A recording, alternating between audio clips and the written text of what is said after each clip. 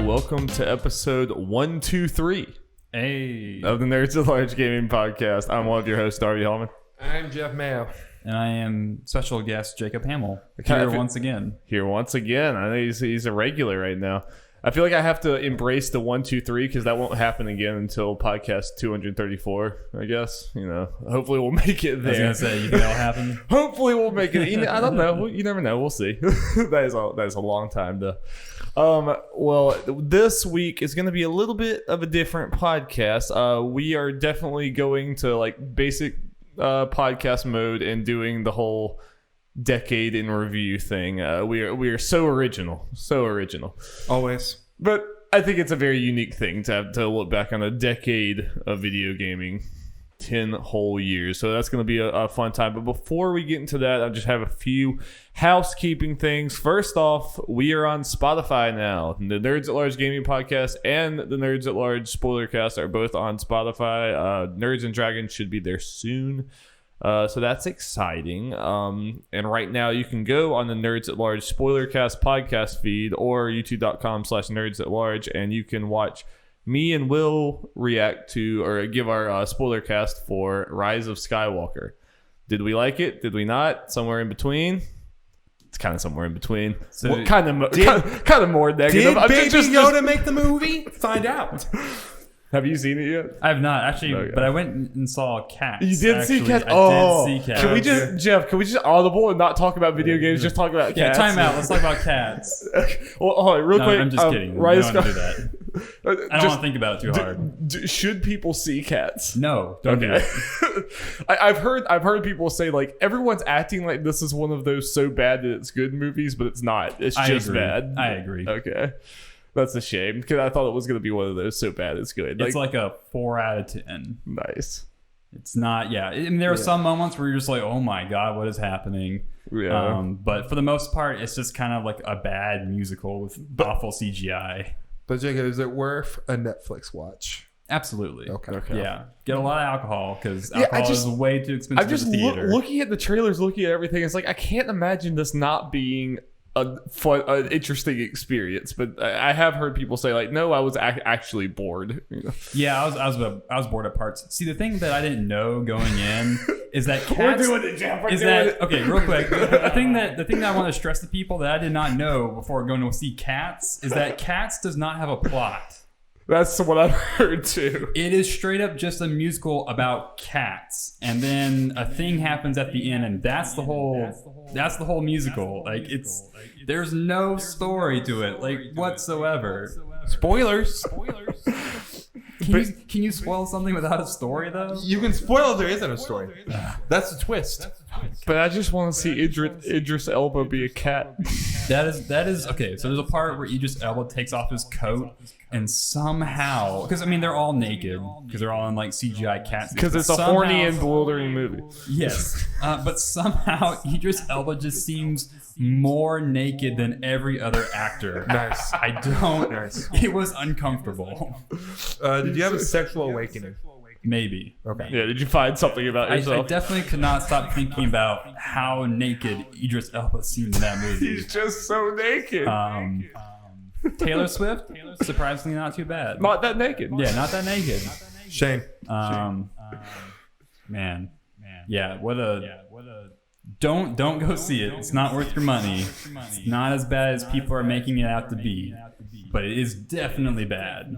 All right, well, you got our cat spoiler cast within the Nerds at Large Gaming Podcast. I'll just upload that.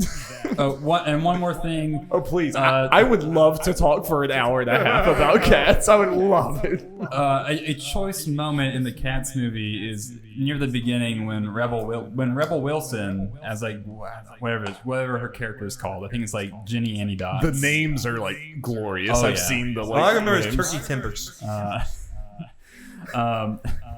Rum Tum Tugger. So there's a part where Rebel Wilson's character unzips her suit to reveal that she is wearing a cat skin suit over herself. She is also a cat, by the way. So it's like some Ed Gein, like horrifying realization. Jacob, and you're telling me this is not an enjoyable experience? Like there are like about 5 to 7 standout, horrifying, awful moments, and then it's just bad CGI and uncomfortable singing. Okay, did you get the version, the unpatched version, where they're actual human hands?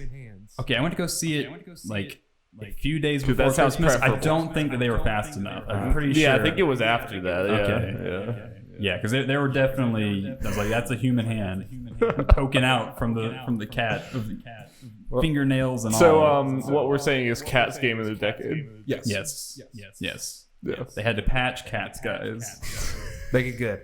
Cats 1.02. It's the everything gets patch notes now. Also, on the Nerds At Large Spoilercast podcast feed, very soon we should have me and Jeff doing our spoilercast for the Witcher Netflix show. So we're not going to talk about that here, but we will talk about that there.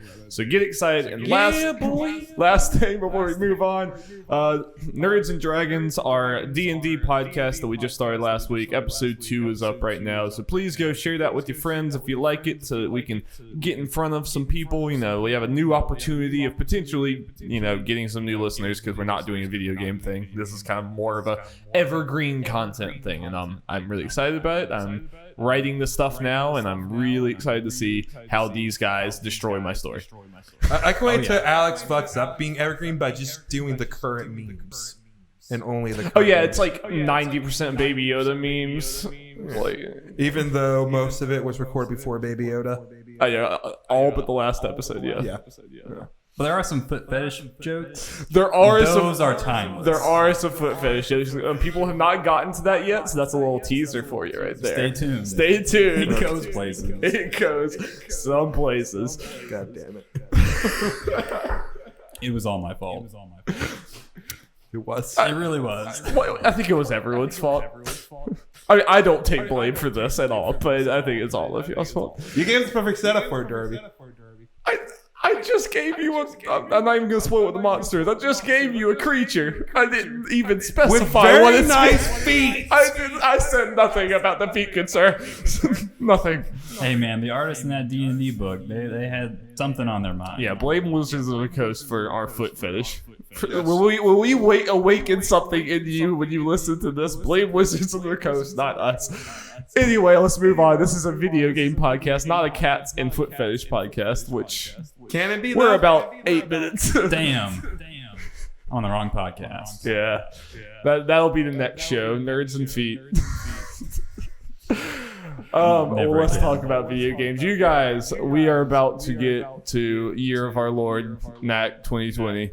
So we're about to move into a new decade. So it's time to look back on this 2010s, I guess is what we call this era. Yes. I mean, you can't really just say I don't know. 20 teens. The 10s doesn't sound right. 20s, 30s, all that sounds right, but 10s. So, yeah. The teens. So we're just cool teens.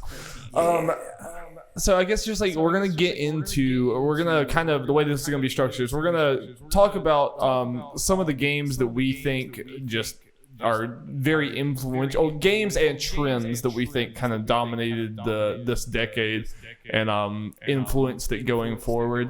Then we're gonna talk a little bit about like specific companies and how we think that their story arc of the 2010s went, and then we're gonna get into our top 10 of the decade. And God, it was so hard to make that list. It's brutal. And then that will be the show. So maybe more cats talk. Stay tuned. Yeah, stay tuned for the end. So you guys, I mean, just like opening it up right from the beginning, does anyone have like what do you think of with this decade of gaming? I mean, obviously we're all kind of young, so it's not like we've experienced firsthand multiple decades of gaming. Yeah, but it's so we're not quite. It's kind of a weird topic for us, but I do think there is like a noticeable change from like the beginning of this decade to the end. It's kind of wild how different the whole industry feels in a lot of ways, Yeah, definitely. This is really the first decade that I think all of us can look back and reflect on in full. None of us can do that. We claim to do that in the 2000s. I can kind of do that. Yeah, Jeff's an old guy. an old timer. I mean, I was about to say, like the previous decade, I was 5 years old at the beginning of it. So.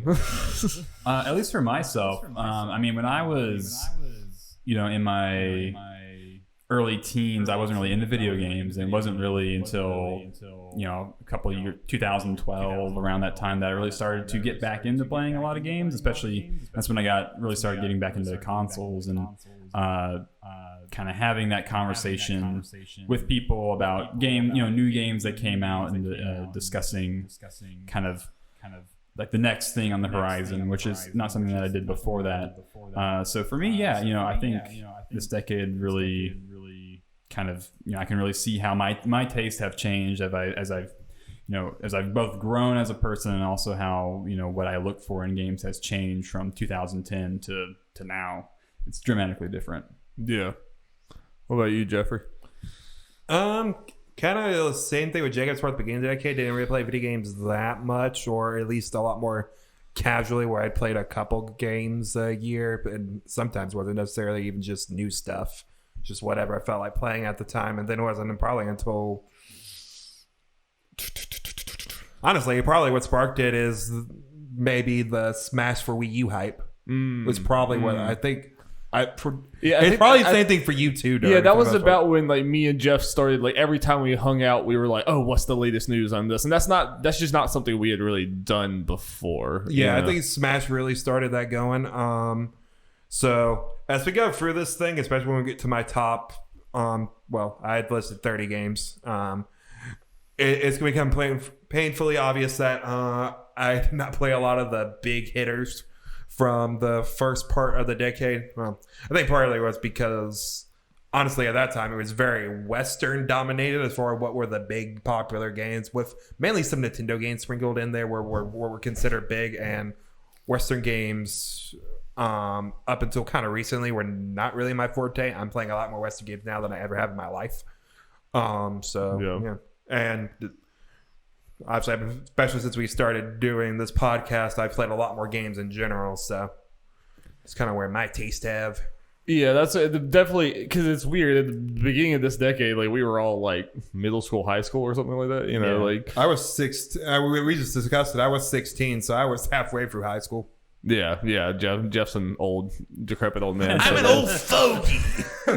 Nick Scarpino, this group. Yeah, if we treat Jeff, if you really want this to be an anime podcast, then we have to treat you like you're like 65 years old, because you're like I could play him on my back and be "Oh, I'm old, guys. Oh yeah, mine was a similar way, where like I played a good amount of video games as a little kid. I wasn't like, I played like Sly Cooper and Jack and Daxter, all this. It's not something that like I was paying attention to the video game industry. I don't even know how I got these games. I just know that I had these games. Yeah, you saw the box on the shelf and you're like, that looks cool. Right. Like, and they got a bunch of licensed crap. Oh yeah, so Shrek Super Party, you kidding me? But yeah, it wasn't until, I think for me, the thing that kind of brought me back into video gaming, I still wasn't like paying attention anywhere near as much as I am now, but it was Skyrim in 2011. That was, I remember like building up to it. It was like me and my friends every day at lunch were talking about like, oh, what's the latest trailer? We're like, oh my God, this game is going to be insane. We're all just like hyping it up.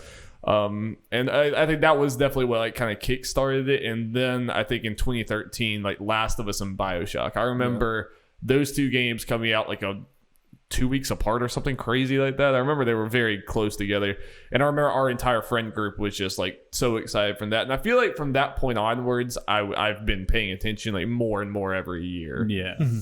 Because I think it was like a year later I got my PS4 or something, sometime in 2014. Yeah. And then from then on, I've been like a lot more invested, and I think it'll become clear when I get to like my top games at the end. I do think this decade is probably like, especially this decade is like about the best time for video games for me. I think I can definitively say that, and I think it has gotten better and better as it's gone along. Some of the games that I like look at the beginning of the decade, you can see how they influence things going in the future. Like Skyrim was great, but then it influenced Witcher 3, which is just like the perfected version of Skyrim. And I think there's a lot of arcs like that, across the decade. Yeah. So since you brought up Skyrim, I said before this podcast started that I would derail it with general trends. That's one of my things. Off the rails, bitches! We going crazy! Since you're talking about Skyrim and cats. So cats. Since you're talking about Skyrim, and that's, of course, an open world game that kind of, was to a lot of people like one of the finest open world experiences that they had had up to that point. And then you had The Witcher.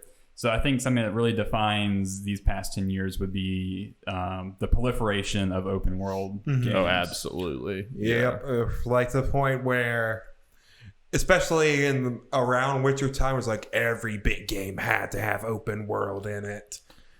Or it has some open world elements or something like that. Gotta be somewhat open. It can't be straight linear or people think it wasn't a complete game. We're getting away from that now. Again, it's crazy how things kind of changed pretty quickly, if considering. Yeah, certainly. Yeah, go ahead. Oh, I was just gonna say, because during the 360 and the PS3 era, I mean, that was a criticism that was levied against a lot of games, was how linear their corridor shooters, right? Yeah. And a lot of people were looking at Bethesda, as kind of the torchbearer of like what games should be like, right? Yeah, in the future. And that's why it's so funny, like, how much can change in one decade, because just in this one decade period, Bethesda became the torchbearer, like innovator, like, oh my gosh, they're changing video games. And then I think they're ending the decade a dinosaur. They're ending the decade kind of looked at as like, oh, they're kind of that, they're a vision of old games, and like CD Projekt Red and like other companies like that. Now they're the kind of innovators, and that's just when you think about it, in the grand scheme, that wasn't that long of a span. Yeah, I think especially towards the middle of the decade, I think there was this trend of trying to I think before it was always like what game has the biggest open world, like how big is Skyrim compared to like Far Cry 3. And we also, in the middle of the decade, like Jeff said, it's gotten better now, but we definitely had a shitty time there where people said, oh, the game's only 6 hours, or the game's only like I'm paying $60 and it's only like a 3-hour game. Like, ugh. I'm so glad I was never like that. I mean, like, there was a shitty time where it's like, oh no, every game you have to eke out 100 hours, even if the vast majority of that 100 hours is crap. There was this like stigma against as like we're going to get into later that I'm going to talk about, but especially like walking simulators, which I hate that term, but those type of games, there was definitely a like, oh, you can beat it in 5 hours. What's the point in getting it? And it's like, I'm so glad that we kind of moved past that. Absolutely.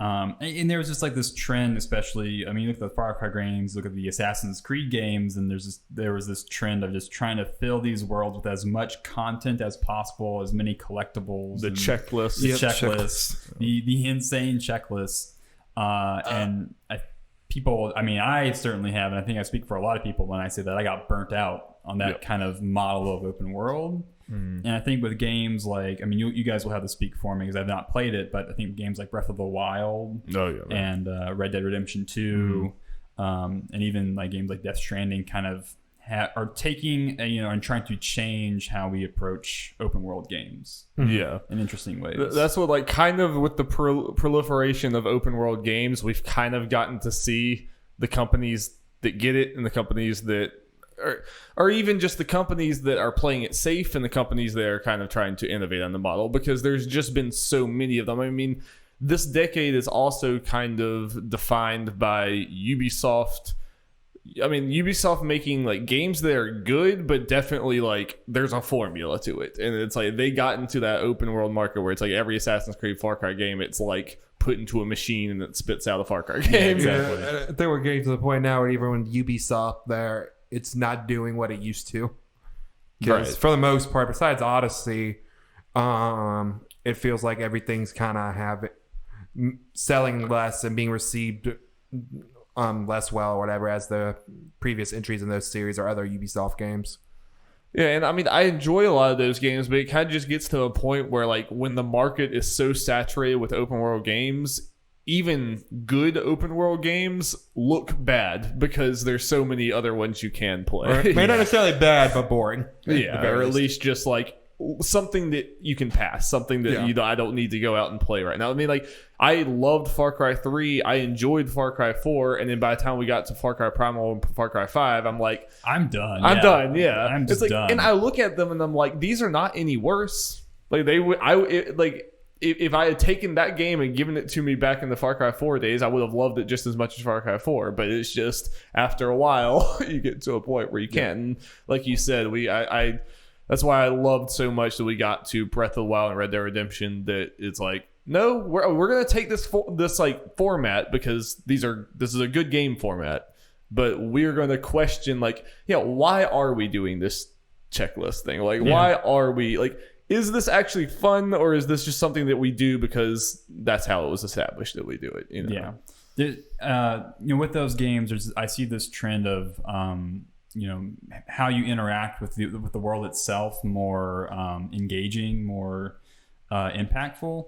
I think with Breath of the Wild, the way you can navigate around that world using its physics, Red Dead Redemption 2, just the density of how your actions will impact a certain scenario, or even like Death Stranding, with the way that it takes something as simple as just walking and makes that the focus of an open world.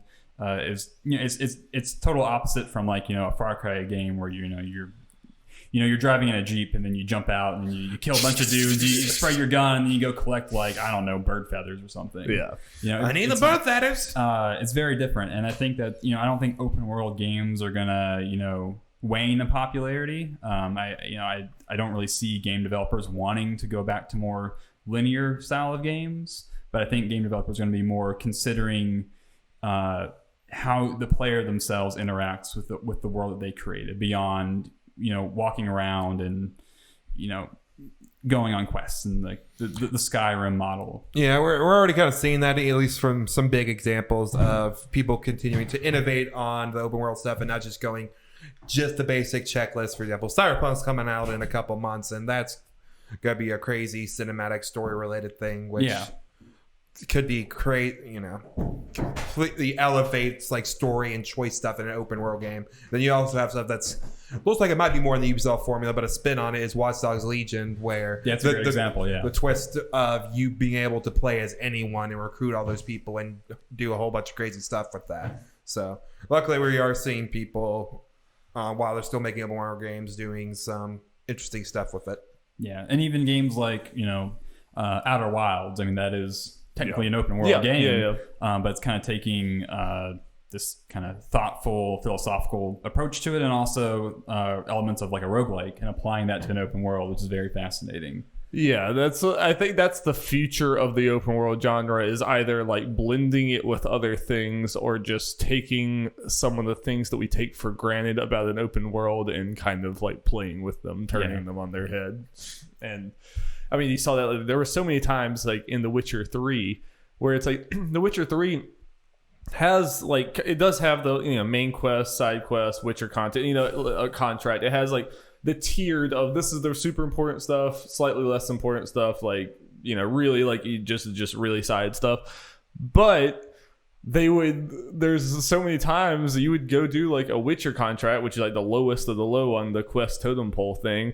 I would do it. It just seemed like a normal quest, Witcher contract, and I'd go back to turn it in, and the person's being like robbed or something, and then like it turns into like, and then suddenly one of the main characters from the like entire story comes in. It's like, wait, what the hell's going on? And it was this whole quest line that went on for like several hours and like really impacted things, and you literally, most people will probably never see that. It was just, it took me completely off guard. And like, that's the type of stuff that I love Skyrim to death, and it was a trailblazer back then, but there's not that level of thing, for the most part. Like Skyrim kind of had to walk so that exactly. Witcher could run. Yeah.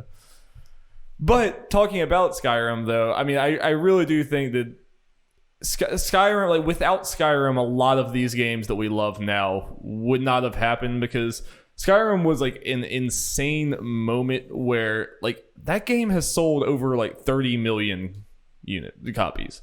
And it's a pretty like crunchy RPG game. I mean, it's not the type of game that you would normally think would do that kind of numbers. Like I know people like I grew up with who don't even play video games. They like maybe play some mobile games or something, but almost all of them have played Skyrim.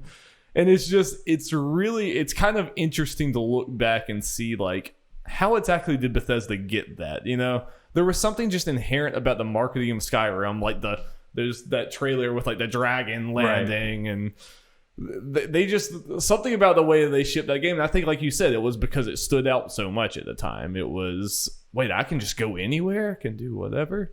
Yeah, I mean, say what you will about game developers making promises and then like the actual reality of it falling short of that, but to a lot of people, that's what Skyrim lived up to, those promises of going on an adventure and exploring this vast open world.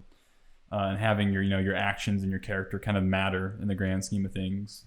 I mean, and for me and my friends, like Skyrim should have been a disappointment with how much we hyped that game up. We hyped it up for like a full solid like 2 years ahead of time, and I still like playing Skyrim that first night is still probably one of my favorite gaming memories of all time, because I'm just walking around. Like, I remember looking up at the stars, and I'm like, holy shit, this is incredible. And yeah, obviously it doesn't look incredible now, and so many things it did have been perfected in the future. But Skyrim is going to be like one of the, if you talk about the 2010s, it's on the, if you talk about like 5 games of the 2010s, it's one of those 5. Yeah, it's certainly there. Yeah. Yeah, defining game for open worlds, and what, how people approach open worlds after that. Certainly. Absolutely. Yeah. So we talked a bunch about open worlds. Let's move on to a different kind of setting. Or we could actually we'll save that. I was going to go to the more indie thing, but I actually want to go to Dark Souls. Sure. Because it is very interesting, the trajectory of, like, because Skyrim and Dark Souls, if I'm remembering right, they both came out in 2011, right? Yes. Yeah. Around the same time, I think. It's kind of interesting, the trajectory of those two, because obviously Skyrim was like a way bigger hit than Dark Souls, like commercially and even just like being talked about at the time.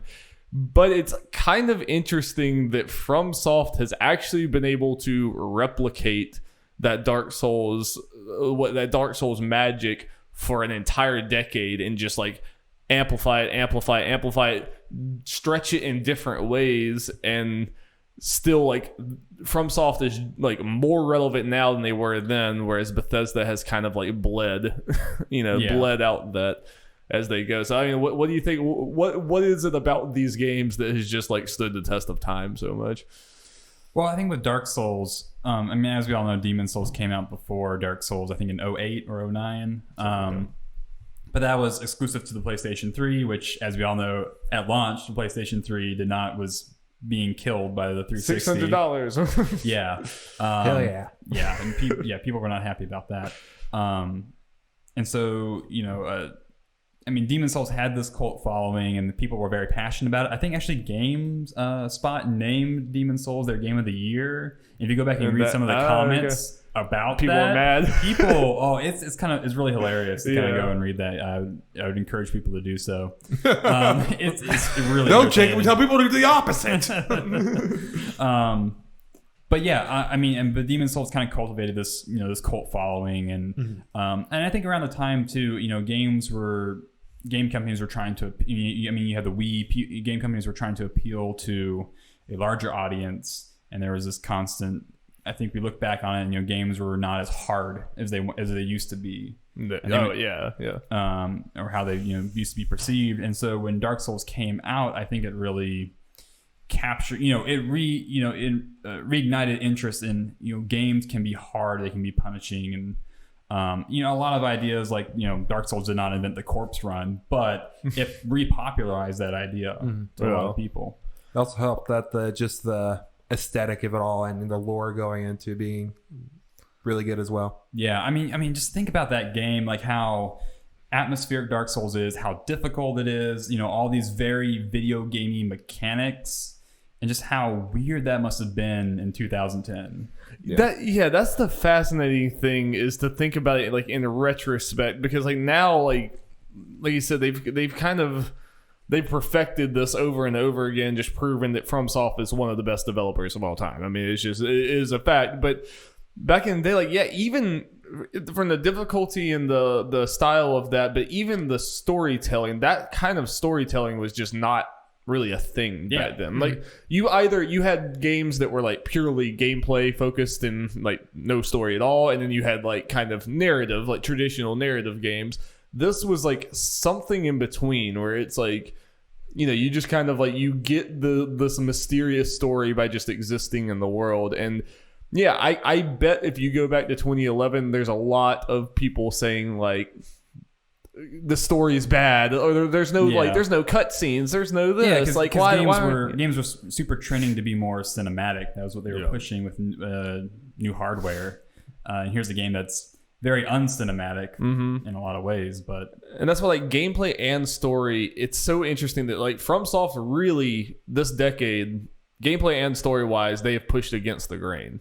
I mean, like, as the industry has trended more cinematic and more like kind of easier gameplay, they have like pushed back on both of those things, and it ended up working out for them. I mean, like, there was a lot of times where like people thought Dark Souls would probably fade away to existence, like fade away completely, because that's just not where games are going. It's kind of this last bastion of that. So it just kind of, you would have believed if Dark Souls just stayed niche forever. But then you get to Bloodborne and Sekiro, like selling millions of copies, winning Game of the Year. It's interesting to see that trajectory.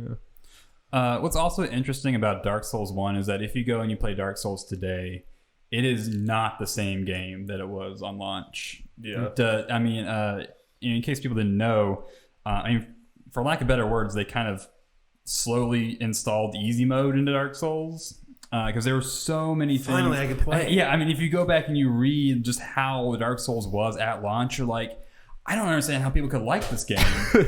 Like, I mean, in Dark Souls 1, just kind of getting into like a good example of that, the curse sass effect, which cuts your health in half. In the base vanilla, that would stack. So if you continuously got cursed, your health would get cut in half, and then in half, and then half. Terrible. And it's like, how did people enjoy this? So really just kind of fascinating how that was just this runaway success. And now, I mean, it's the Dark Souls of blank is now a meme in 2019 and past several years. I mean, the kind of list of games that Dark Souls has influenced is like way too big for us to ever even list.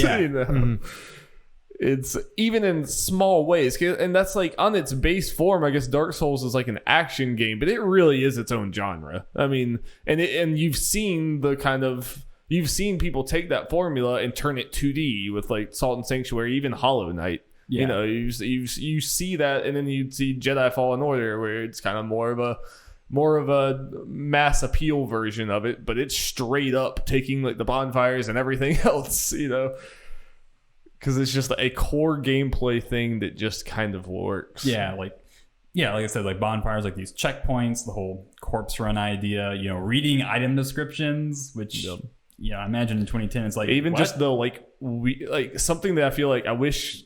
I mean, other games won't do it because, again, the mass appeal thing. But I kind of like that there was, especially in early Dark Souls, people talked about like, I have this effect on me. I have no clue what's happening. I don't know what's, or even in Bloodborne, it's like, I don't know what the hell is going on, and you just kind of have to learn. Yeah, I mean, my story with the Souls series is that I got into them later, but I did start with Demon Souls, and I kind of went in order like that.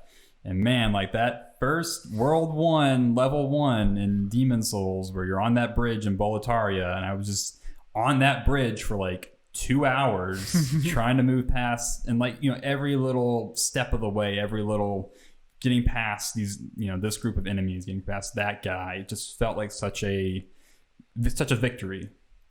So that was really, addicting experience. Do you think FromSoft is like a better version of themselves at the end of the decade than the beginning, or do you think there was kind of something that was lost from like Demon Souls and those? No, I think they are definitely a better developer. I think I think that magic of, stepping into a Souls game for the very first time, and maybe some of the bullshit that they were able to get away with because that was your first experience. I don't think people would really stand for that much anymore. I mean, there's a ton of broken stuff in Demon Souls and Dark Souls. Yeah. I think, mechanically and as far as the scale of their games goes, they are a much better developer for sure. But yeah, again, like, when it came out, it was in a league of its own. It was this really unique thing, or at least taking ideas from older games and kind of, repurposing them, reinterpreting them in this really interesting way. And I think that is lost in 2019 compared to back in 2011. Yeah, I can see that. I think. Sorry. No, you go ahead. I was gonna say, I think another reason why Dark Souls was so successful is because during that era, during that generation of consoles, Japanese games their sales were declining. They were trying to be more like Western games. Am I wrong? No. I was laughing from Jeff crying. Jeff was making crying. No, I wasn't laughing at you. I'm sorry. And I think because Dark Souls is so heavily Western European in its look, and very much taking a lot of stuff from like D&D. Hidetaka Miyazaki has talked about how he was inspired by Western role playing games like that, tabletop RPGs. How it took those Western kind of that look to it, and then had a very different gameplay style. And I agree. I think that probably a Western studio would not have made it that time. I think that aesthetic is definitely a huge part of it taking off here. Taking off in America is because there's probably a lot of people that play Dark Souls that have no clue it's made in Japan. Absolutely, there's a lot of people. Plus, it has something where all great games have memes. With Solaire. It does have memes. I'm gonna say, you don't know it's a Japanese game until you see Gwendolyn. And then you're like, okay, I get it. Obviously, I'm sure there's like bad parts of it because there's bad parts of like literally every community online. But like even just being on the outside of it and seeing like people in Bloodborne talk about like their stories of dying over and over again and finally prevailing, it just seems like there's a lot of I've seen a lot of like happy positive stories for a game that's so like brutal and punishing and disturbing looking. But that reminds me, we haven't even talked about the whole online cooperative component to it. Yeah. And how different that was. It looked like that just from whenever freshman year when I was in the dorm with you. It seemed like that just kind of prolonged the life of that game so long for you because you could just join in on other people's, like even long after you had beaten the game, you could keep doing that. Yeah, which for the record, Dark Souls PvP is a bunch of bullshit.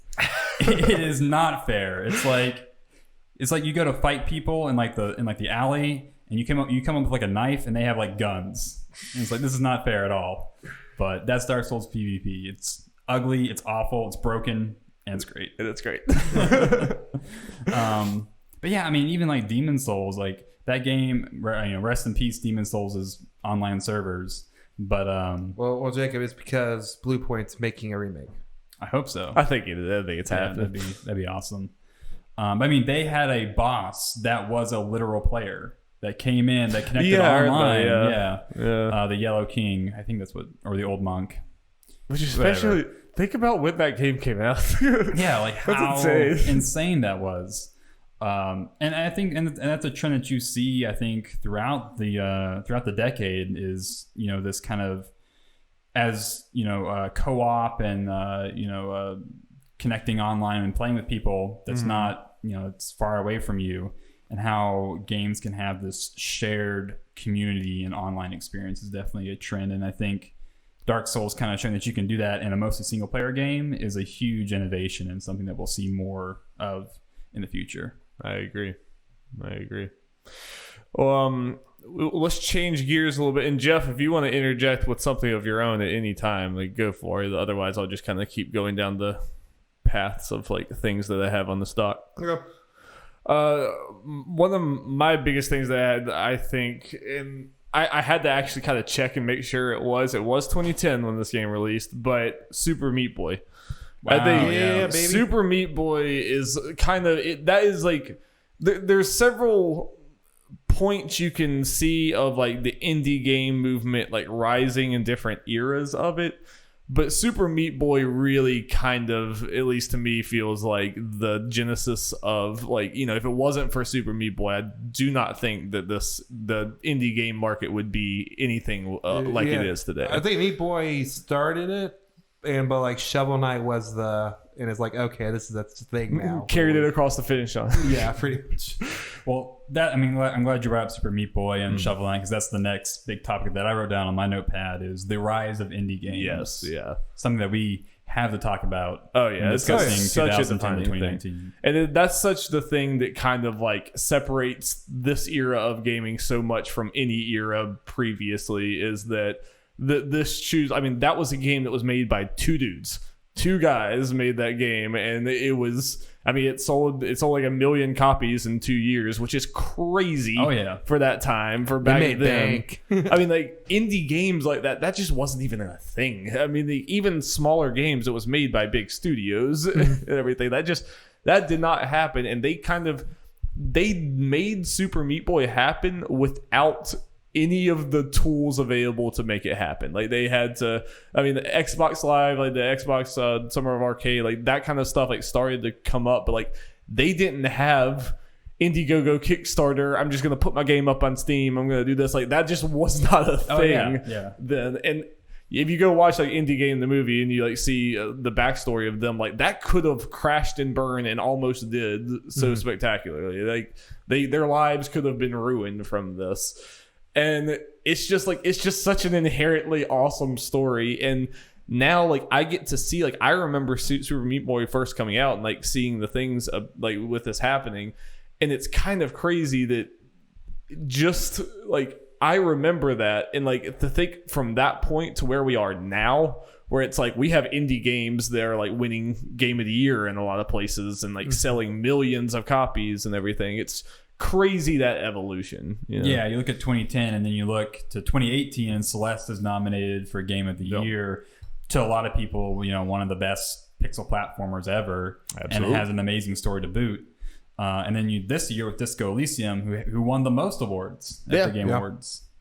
So yeah, I mean, the landscape for indie games is, you know, incredible now, for sure. Yeah, it's also interesting just how far indie games have come, just from people, the amount of people that play them and all that kind of stuff, but even from a quality standpoint, and all that kind of goes hand in hand. But you look at the indie game of the year stuff and all that kind of stuff. I think we were the most stumped with that. It was like, this is like the strongest group of games here out of all these categories as far as like a singular group. Like, it's just a thing of like with Celeste and Outer Wilds and Disco Elysium and stuff. Like, these are, and Hollow Knight, and they're more and more, and they're getting more and more every year. We're like, these are some of the best games of this year, this decade, all time. We're adding a lot more indie games to those conversations, and that's very nice to see. And like Darby said, with two people, Hollow Knight's a perfect example. Two people or whatever it is, not much more than that. And it's a lot of people's like favorite game of all time. It sold a ton. Oh yeah.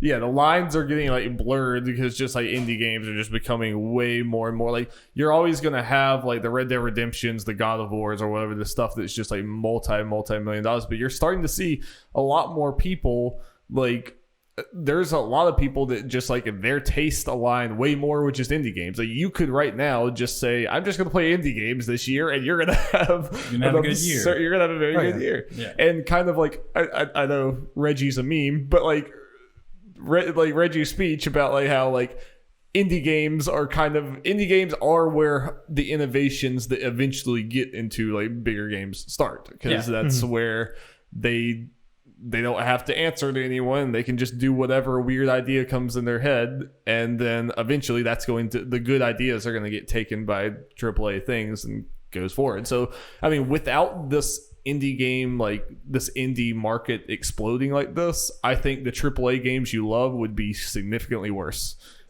You know? Well, I think, and this is something that I think is something that's changed over this decade as well. I think indies are a part of that. At the beginning of the decade, even for first part of it, a lot of the big games we thought about were pretty similar art style wise, pretty gray and boring. Bunch of human stuff.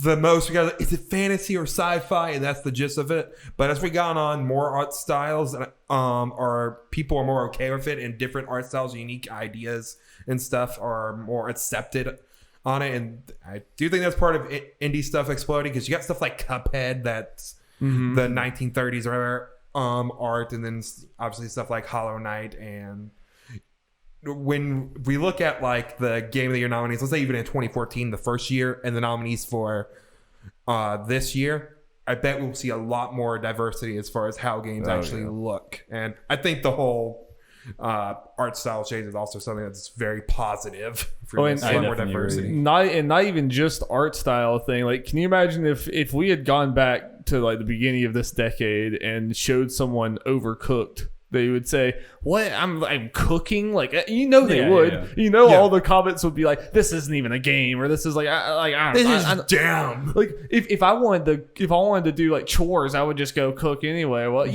that's what people would have said. But like now at the end of the decade, it's like, no, it's so unique. It's such a unique thing. Yeah, I think people are more accepting of that kind of stuff from now, and that's just a big old positive. And speaking of the people having to take a lot of dumb criticism and then like paving the way for other people, I feel like we can't talk about the 2010s without talking about Gone Home.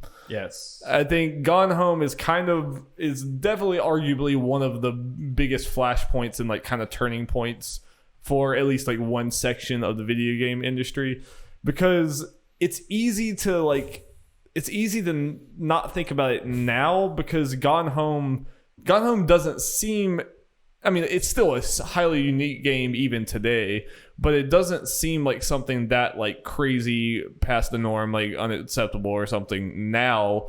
But at the time, like I had on here or whatever, and I'll link to it in the description, because it's a really good panel. But Steve Gaynor, like the year after Gone Home came out, he had a GDC panel where it was called "Why Is Gone Home a Game?" Because that was a legitimate thing that Fulbright had to fight, was people saying this isn't a video game. We shouldn't consider this a video game. It's like, you're not like doing anything or whatever. And like now that seems so silly. It seems so silly now, but Gone Home really was the first game of like, at least the high profile game of this type, to be the environmental storytelling and, the walking sim, which is the worst term that the gaming industry has ever coined. Yeah, it's the worst term. I hate it so much. It's usually just used as a derogative term, but at the same time, it's like, yeah, it's reductionist. I use it because that usually gets across what the game is, but I still hate it's a thing. Yeah. But after Gone Home, that is one of the most direct corollaries you can see. That game happened. It had to kind of go through hell. I mean, I remember reading stories about like the Fulbright teams getting like terrible like death threats and stuff. Also because this game was also a pioneer for LGBT games. Yeah. Baby. With that, and that was, at the time, especially, there was a lot of people that were just pissed off that existed to begin with. So these people, like, really, Fulbright had to go through hell so that Life is Strange, What Remains of Edith Finch, everyone's gone through, Firewatch, everything else. That like these games are released now and everyone gets it, but back then they didn't. Yeah. So like, I definitely have a lot of respect for Gone Home establishing that. I mean, Gone Home is one of the most unique games I've ever played. Yeah. Ever. Yeah. Yeah, I think that game, I think what it shows is, and it kind of ties in the whole, the rise of indie games this past decade, is how, Gone Home, a lot of people disparaged it because, it was not necessarily a traditionally highly interactive game. The way that you move through the house and you interacted with things was, I guess you could call it simple, but I think it's still very effective. But I think what that game shows is that people can make these smaller games that may not be the most mechanically complex, but can tell a perspective that normally is not said or shown in games that are made by large studios. Yeah, and I think that's incredibly important. That that we now in 2019 are more open to games that maybe are not as traditional in their format or their structure. and it allows creators from different skill and different backgrounds to kind of share whatever story, whatever experience they want to share. Yeah, and I also think that Gone Home is one of the biggest reasons that I push back when people do the blanket statement that video game stories can never be as good as like film and books or anything like that, and they just say that as a blanket thing. I think in a lot of ways, like when AAA games like Horizon Zero Dawn, all these other ones or whatever, like, yeah, the narrative is weaker. You have narrative dissonance that you don't have when you're watching a movie or reading books. Like, there's just a lot of problems. But Gone Home is a story that could not be told in any other medium. Mm-hmm. Like the way that you are exploring this house and like figuring out what happened to these people and figuring out this story with these characters, that couldn't be any, like, it would be a totally different thing if it was something else. Yeah, and that's a uniquely video game story, so it's hard for me to completely buy the, you know. Yeah, I mean, the Go On thing, right? It's kind of the exact same thing, but I think it does it in a more out there and crazy thing. Again, you got to here's What Remains of Edith Finch, with going through the minds of everyone in the family. It's like this is really great, and like you said, this only would work in a video game. Right. This would not work like and be as effective, I think, unless you're able to kind of have some control and see it through the eyes of these people, which you would lose in film. Yeah 100%, or not, at least not without changing, which is something like, I love The Last of Us to death, but The Last of Us could be a movie. I mean, it basically is a movie, and so is Uncharted, and so is a lot of these games, you know. God of War, I mean, like, things like that have more like mechanic. I'm not saying these things would be a one-to-one, but like the basic story could be told in other forms, you know. But yeah, I think certainly Gone Home shows that you can have, like you said, like those, you know, an impactful and a well-written narrative on par with, you know, more established forms of media. It just shows that, you know, in games it's a lot harder, and that's not something to be like, oh, well, you know, video games can never tell good stories. It just means that you have to be more clever and more thoughtful in how you portray your story, and had to keep in mind how the player at any moment can just like mess that all up. Right. So that's something to consider. Yeah. And I think we do see several more games later on in the decade that kind of play with that idea of using games and using a game's strong suit to tell a good story. But like also all these games just got us like experiences that we just never would have had with only AAA space. Like I think of Journey. I mean, Journey being just like you just would, I mean, and they would have been wrong, but you never would have been able to go to a big mega publisher and say we're going to make Journey. Like they would just never say yes, or Gone Home, or any of these. It's obviously would have been the wrong thing, but it's just not something that would happen, you know. It's just, like there's just one last thing on I guess representation of minorities and LGBT people and women in games. I mean, certainly in 2019, I think we're in a much better place than in 2010, but I think there's still a lot of room for improvement. Yes. Because certainly when you still look at like big AAA games, it's predominantly men, white men at that. Yeah, it shouldn't be like as big of a deal that the Tomb Raider reboot happened and that Horizon Zero Dawn had Aloy as a protagonist, but it kind of is because of that. But yeah, and you're starting to see it more, and I think you can. I mean, like you don't know exactly that it went that way, but people like Neil Druckmann is like a huge fan of Gone Home. He's said that like many times that he's like that's one of his favorite games of all time. And then, like, I don't know, it kind of seems like you draw that line, and then you have Ellie being a AAA game that's probably going to sell millions and millions of copies, and she's openly gay. They're probably about it, Darby. Yeah. And, like, I really hope The Last of Us does just sell and sell and sell, so it'd be like, fucking look. You know, it's like, you're... Or Mafia 3, which is a game that I've not played, but I admire from a distance, in that it tells the story of an African-American man in the 1970s South. Yeah, it's not something that you really see, and I'd love to see, those stories told in games. I'm excited to see what it's like in 2029, in that future year. Yeah, what it's like. Yeah, absolutely. Well, I don't think we have to get too much more on this. These discussions have been awesome, though. But I think maybe we can just talk about the one more like kind of big trend that I think we have to talk about. That I don't think we'll talk about very much because me and the three of us don't care that much. But the whole service game aspect and the online games like that. That's definitely, I talk about, if you like drill the decade down to like 5 things, that is absolutely probably number 1. And it's just something we don't care quite as much about. Microtransactions. But this is something that's blown up so much in just a few years that it's kind of like open world games. You see the games that know how to do it well and the games that don't.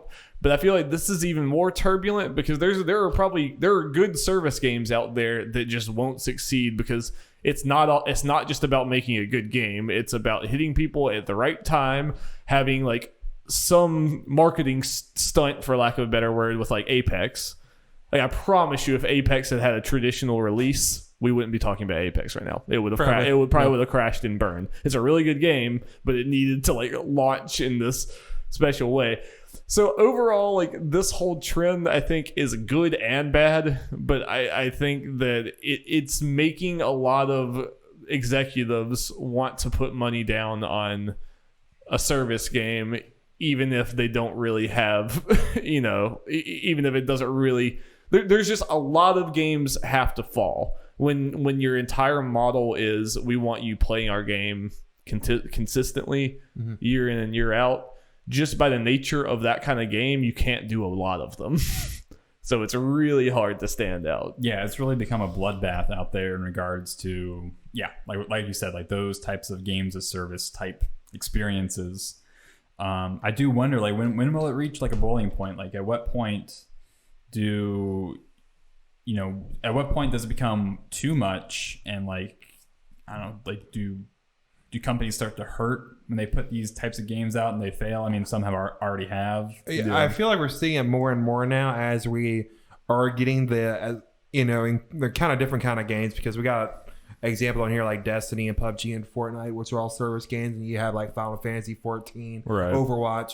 These games are different styles, but they're all getting their dedicated audience, and once those audiences grow and get their dedicated audience, that just leaves less for any other game to come in. And they're games that are lower than them on the totem pole that also have them people. So I think we are seeing more and more of these games failing now, and seeing some that were not as successful at the gates, shutting their servers down or something like that pretty quickly. And we'll just see more and more of that. Yeah, it's an interesting thing that I don't really feel like has happened in other video game things, at least the way I think about it, where this really is a style of game where that game's success directly correlates to my game's failure. Yeah. Because the more people are playing that game, the less there people are to play this. Where, like, obviously that's kind of true with other games. Like, if everyone's playing Skyrim, they're not going to be playing yours or whatever. But at least, like, with those type of games, you're still designed to beat the game and move on to other things. Yeah. If someone is a hardcore Destiny 2 player, I'm probably just not going to get them to play Overwatch, or my like upcoming, even like Gearbox's Godfall. Yeah. Are people going to jump to this? I mean, if they're like hardcore into Destiny, and like thing? Fortnite has the Battle Royale world, and like that's for the main one that people really like, at least in America and stuff. So, and I don't see a mass amount of people jumping to another one. And Fortnite's a good example of how turbulent this whole thing is, because remember, PUBG was the thing. PUBG was the Fortnite we had a full like year cycle of PUBG being like, PUBG is the biggest thing in games. This is the biggest news in gaming history. Holy shit, PUBG. And then literally a year later, no site is talking about PUBG. PUBG's not on like any of these decade lists or whatever, and it just happened like that. Yep. Within, I think, 6 months maybe a little more than that, of the Game Awards that year in 2017, where PUBG was nominated for Game of the Year, that was laughable. It's like, this was literally only here because it was the current fad. And it's so funny how quickly that became outdated. That should have been near Automata spot. It really should have.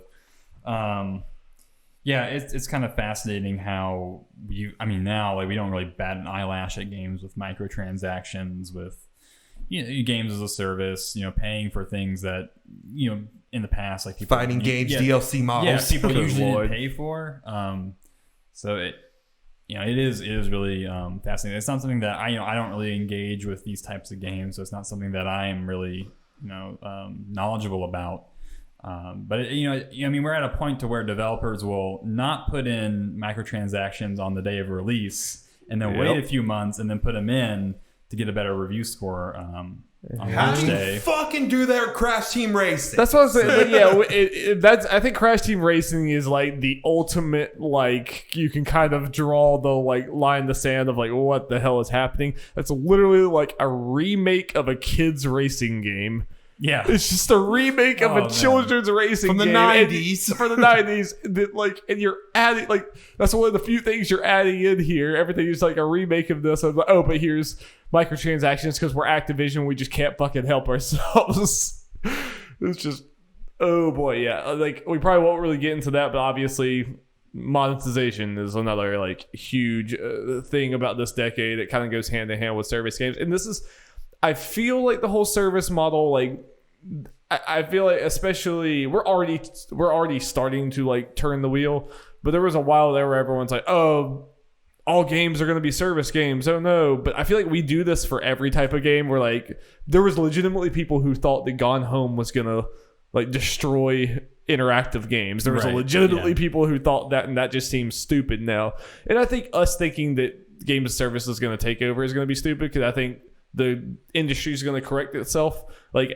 After these executives fail on enough battle royales, they're going to be like, all right, let's do something else. Hey guys, remember when single player games were dead? Yeah, exactly. Exactly. But the business model is a little troubling though, because that is a very good way of making money. If you hit with that, then the microtransaction model will make you more money than Witcher 3 or any of those ever would have. Yeah. I feel like at this point, the three of us and a lot of people can do this. We've followed this stuff enough and long enough to where we can kind of maybe get an idea of maybe how a game's going to do and receive based off a couple trailers and stuff. With games of service games, I have no idea. It's harder to pinpoint what's going to succeed out of that because it's such a weird thing. Yeah, it feels really random. Yeah, to be honest. I think Darby and I are guilty of this too, and a lot of people were with Fortnite when they announced the Battle Royale mode. It's they're just copying PUBG kind of. Because they were. Yeah. And they were. But Darby and I at least gave credit. They're doing a little twist the building thing. Cool, whatever. But we didn't expect it to eclipse PUBG like it did. I still fully believe Fortnite at the time of it getting popular didn't have anything special. I think it was in the right place at the right time. I think since then they have made that game special. I think they have added stuff at such a clip that's just unprecedented. But at the time of its popularity, it was in the right place at the right time. With the right art style compared to its competition. And the free to play the business model. That was the biggest thing that Alrighty, well, I think we can move on. We can do you have any last thing to say, just general about the decade, or I guess our next thing? Guess something. Darby and I you go ahead. Take this wheel, Jeff. Take this wheel. Darby and I did a whole conversation about this a couple podcasts back, so I don't know how much we want to talk about, but VR became a thing this decade. That's true, yeah. So you okay with this podcast being 4 hours long, Jacob? Do you have anywhere to be? Oh, man. I'm just kidding. I gotta go watch Cats again. Nah, that's true. Good use of time. Can we get Cats break? All right, let's cut away from the video games. Let's check in on Cats. Yeah, so VR became a thing there. Obviously, PSVR released, Oculus, and all that kind of stuff all became things here. Yeah. Still not a crazy success. It's still a niche thing. I'm hoping that we view this decade as the beginning of VR and not the peak of VR. I really hope. Yeah. I definitely think games are getting better, and with those, developers are doing more crazier things with that. I think Half-Life Alyx in particular, based on what we've seen so far, is a testament to that. That just looks so much more like a game than most other things. Granted, I play on PSVR, so you know. But I think this thing, it will grow. Games will get better, and it'll get an audience. like we've gone home and that kind of stuff and all these crazy things that are kind of different and maybe a fad. There got people saying, "Oh no, this is going to ruin video games. This is going to be all video games are. It's all going to be." People VR. did say that. Yeah, people did say that. I'm like, that's never going to happen. At least not maybe till decades from now when we're injecting this stuff into our brains. But I think it will grow and be less of a niche thing. It's more just I don't know. Like, I mean, and I don't even like. I'm not heads down in the VR ecosystems either. So, like, please tell me if what I'm saying is just stupid. But I am a little worried that VR gaming doesn't really seem to be one of those things that is getting better every year, though. It seems like a little more hit or miss. Because, like, last year, I think was objectively a better year than this year for VR. Yeah. I mean, there was Asgard's Wrath of Sanzara, which... Yeah, people like it a lot. Away. But there was like Astrobot and Moss and Beat Saber. But those we're talking more because those were available on PSVR, which is while the least powerful of these headsets. Yeah. It's sold the most just because of how easy it is and cheaper. Yeah. All that. I mean, and part of that might be like, I'm really wondering if the PS5 and just future things are going to launch with new hardware that maybe some games are being developed for now, or at least that's kind of my hope. I think is that your hope? Or you want to buy a whole other PSVR already?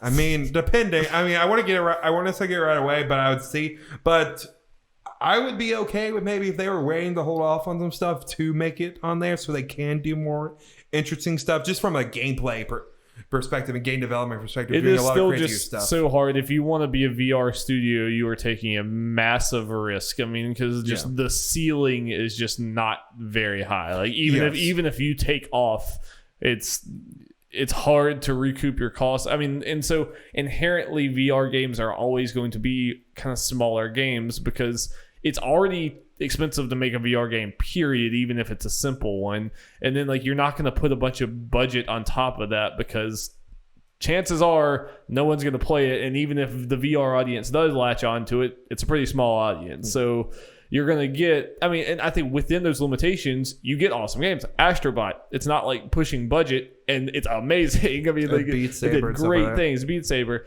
But I think people are still looking for, I think RE7 was amazing, but I think RE7 kind of happened because that was early VR. I think if Capcom was making RE7 right now, there's no way it would be VR. I agree.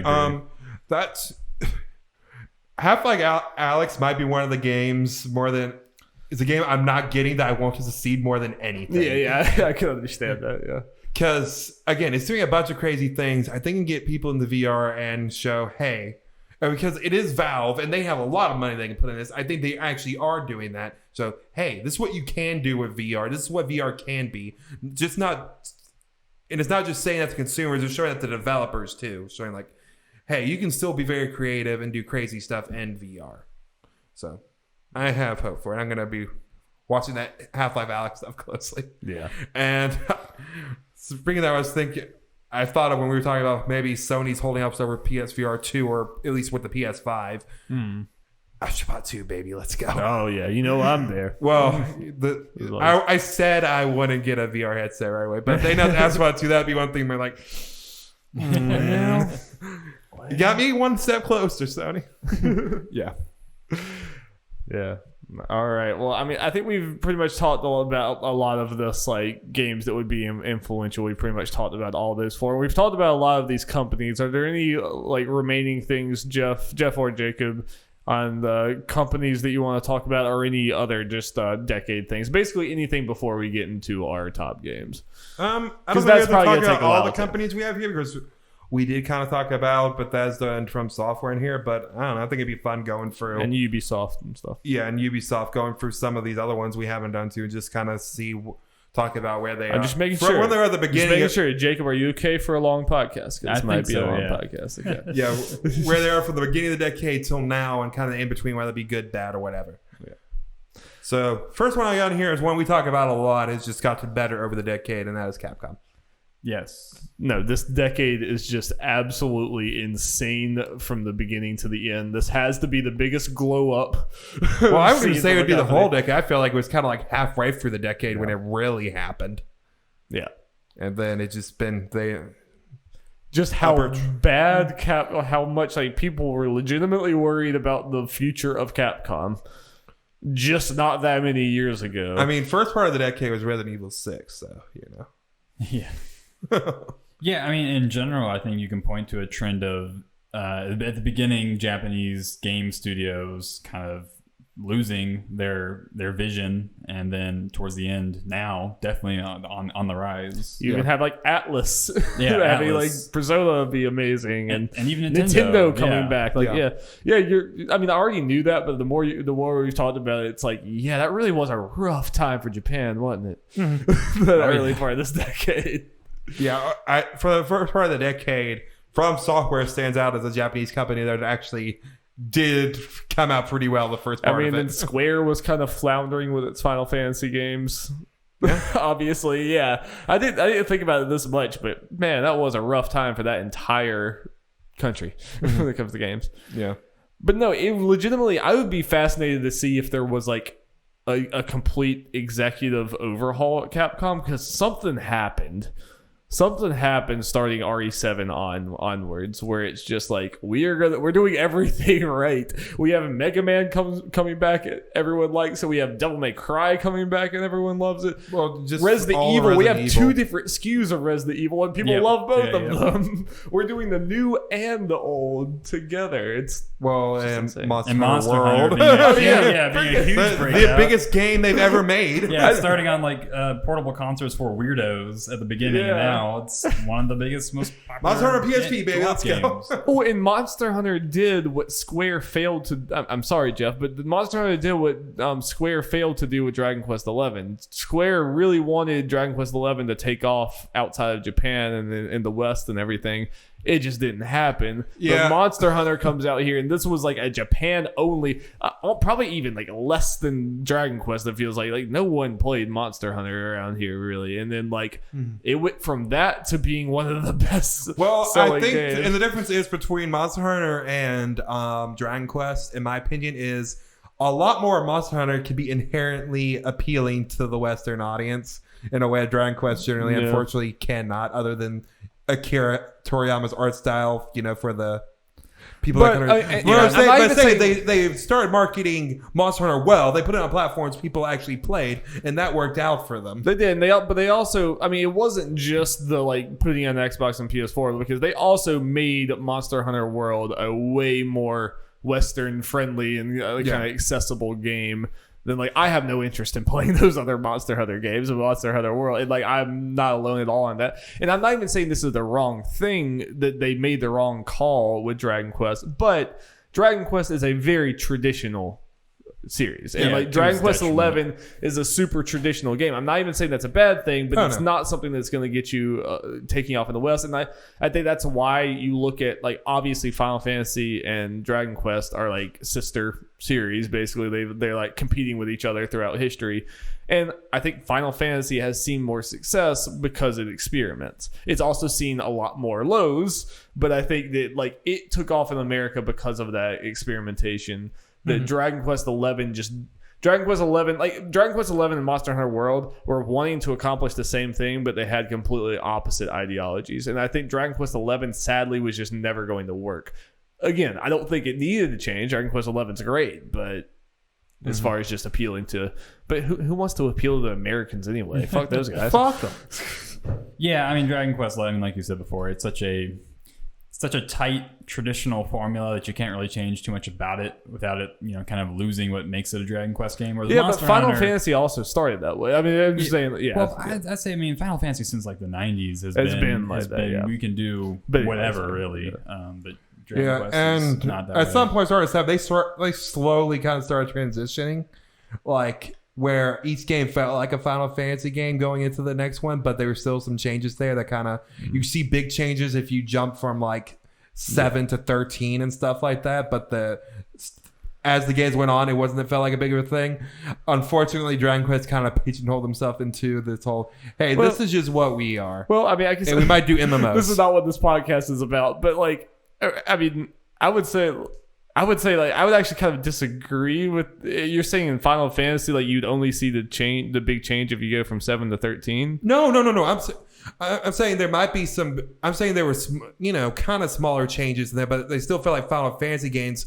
But I mean, I would argue that like Final Fantasy is also kind of the opposite ideology of Dragon Quest, because I think every single game they're like, we're going to completely shake up the battle system, we're going to completely shake up the world till like 7 to 8 is probably the most similar, but then 9 is like goes way back to more traditional thing. 10 completely is like linear and has this different thing. 12 is like completely out there, and then 13 was another huge shift.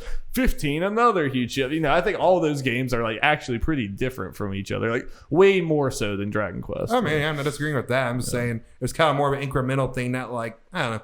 I don't know if it's crazy as you. I wouldn't call it incremental, but I guess it's just.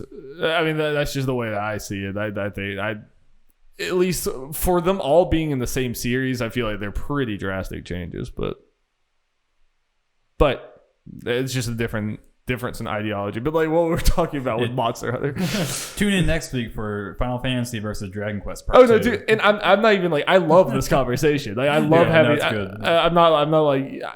I could talk about Dragon Quest and Final Fantasy for literally 5 hours. Like I think those two series, like starting about the same time, and like they're still going today, and I think they're fascinating parallels because I think Dragon Quest is like an alternate reality of what Final Fantasy would have been. Because I think they started in a very similar spot, and like Dragon Quest, just like we are going to perfect this formula, we are going to like drive and make the best version of this game we can, when Final Fantasy's like, we're gonna fucking get weird, and there's gonna be 13, and there's gonna be lightning returns, there's gonna be some bad points, but there's also 12 is like one of the most unique JRPGs I think out there. And 12 would never happen if you just stayed traditional, so they're interesting parallels. Monster Hunter World, I'm sorry. Tangents. Well, I was going to say, we can talk about maybe a game or a game series that's certainly not as successful as Monster Hunter World, but has dramatically increased in popularity, and that's the Yakuza series. Oh, yeah, dude. Good decade for Yakuza, especially the second half of it. Which is weird, because like Yakuza didn't really change at all. It's still really weird, niche Japanese beat-em-up RPG thing. But, and I mean, I'm not, Yakuza's not selling like gangbusters, but it's way more talked about now, and now we're getting Yakuza games like less than a year after they launch in Japan, whereas it took like 3-4 years for Yakuza 5 to come to the States, and that was only digitally. I think the speed of all these remakes and ports and stuff kind of helped, because there was just a time there where it's like, there's another Yakuza game, like holy shit, they just keep going, like good lord. No, too much. But I think it helped with Yakuza just feel like an unavoidable thing. It's like, you gotta talk about Yakuza. It's everywhere. I guess what I like about Yakuza, and I think what helps it work with like a Western audience, is how, one is that it's this unashamedly Japanese product, that it's very much like, you feel like you're in Japan. It's very, it's full of Japanese products and characters. It's not, up until Judgment, it was all in Japanese. You had to read subtitles. Yeah. And so it is fascinating that took off. But also how the Yakuza series, they're big games for sure, but their worlds themselves are very compact and small. I think that is appealing to a lot of people who are kind of experiencing like those massive open world burnout type feeling. You still get all those crazy like kind of open world side stories and all that, but without having to do all the more monotonous parts of it. Yeah, it's like I can run around, I can run from one end of the map to the other in like 5 minutes. Yeah. It is crazy. Like you think of, it feels, I guess it was when the remake started happening, like when Yakuza just suddenly became a thing we all just talk about. But it is crazy to think it went from whatever it was before that to it being a big deal that was announced it was coming to Xbox and Game Pass during their XO19 thing. Yeah. And now, like, whenever like Judgment was a pretty big deal coming out here, like, and the excitement for Like a Dragon is, I'd say, pretty big. And all of these things would have been like small little headlines that wouldn't make it into these shows. Not very. You long have to ago. go to Gamatsu to find anything about it. Yeah, and I think there's cool stories about the people who made the Yakuza localization happen. Like that was like a big effort, you know. It was a big deal and a lot of work that people had to do. Yeah, and I guess that also kind of ties into Persona too. Persona, another huge runaway like Japanese game that had a lot of success. Wait.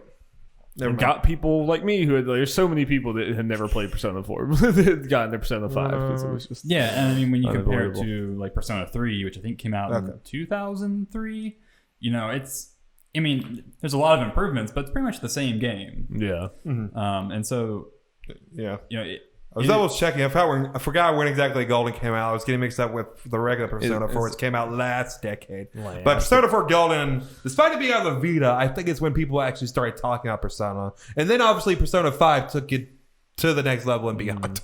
Yeah, I mean, we all know the Vita didn't sell great, but you know, when you're looking for games to play on the Vita, it's like, there's this really good JRPG. But let's say this.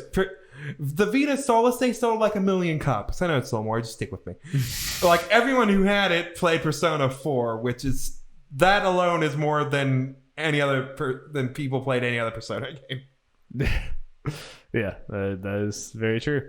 And I mean, I think now going into the next decade, I mean, I think Atlas has always been a phenomenal studio, but now they're a phenomenal studio that everyone's waited with bated breath to see what they do. I mean, like, I think Atlas has the biggest stage that they've ever had by a mile. Oh, yeah. Like, going into the next like, it's one. now that, from a Western standpoint, like, Persona 6 could be announced at the Game Awards or something, or Sony's or E3 thing, and just...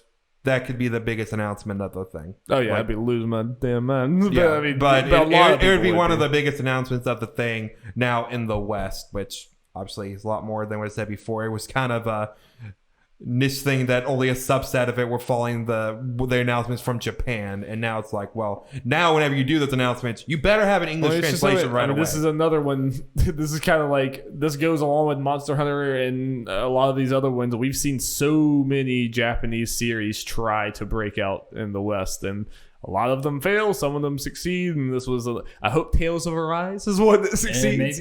But, I hope so. Yeah. All right. Well, quickly, do you have any more company talk? If not, we probably need to get into this unwieldy list of games that we're gonna have. We can go ahead and get into the list. Alrighty.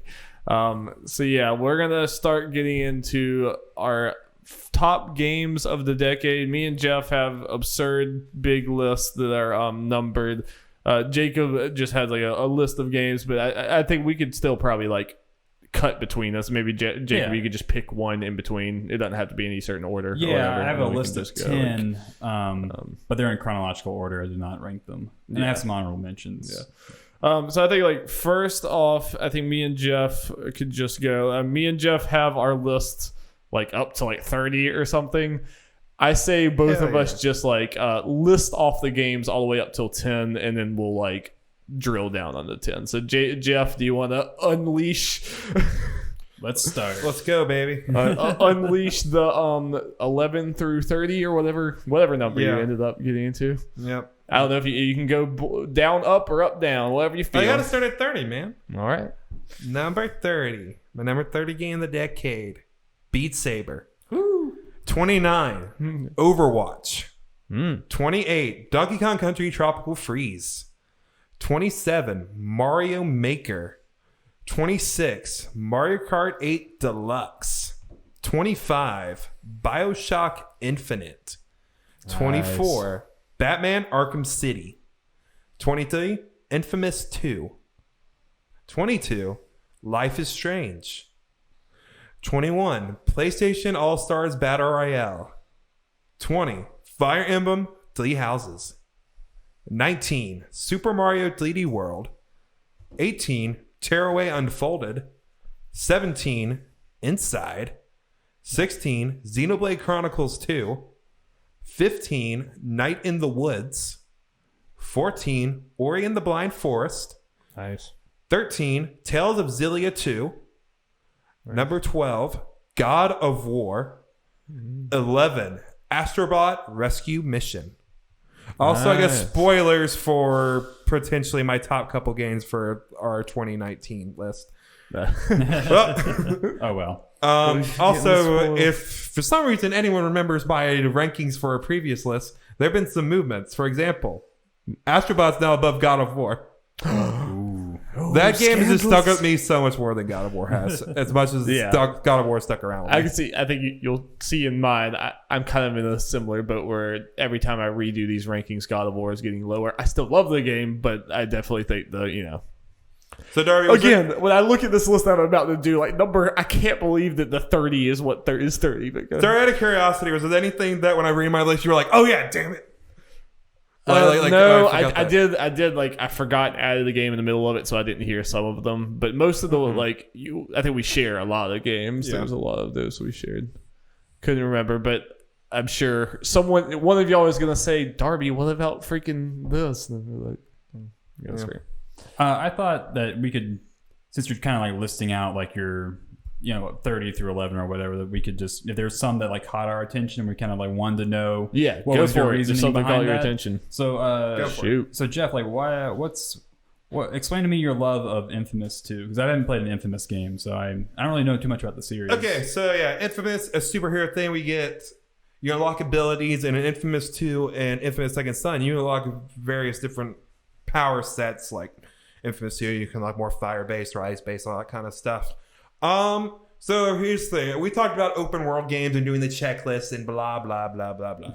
I got a couple of those games on here. Not many of them. I honestly have not played as many of those as most people have. So I'm not burnt out as most people are. Infamous 2 was looking at this, probably my favorite of those kind of games. I don't know. The story, I just really enjoyed the story and the characters and all that, and the power sets and being able to maneuver around the city was just a lot of fun. And yeah, really good jolly time. And the other one that caught my attention, but I think Darby will also have it on his list, so maybe we'll wait and see. That's PlayStation All-Star. It is on my list. All right. Yeah. And not my top 10, so it is about to be said.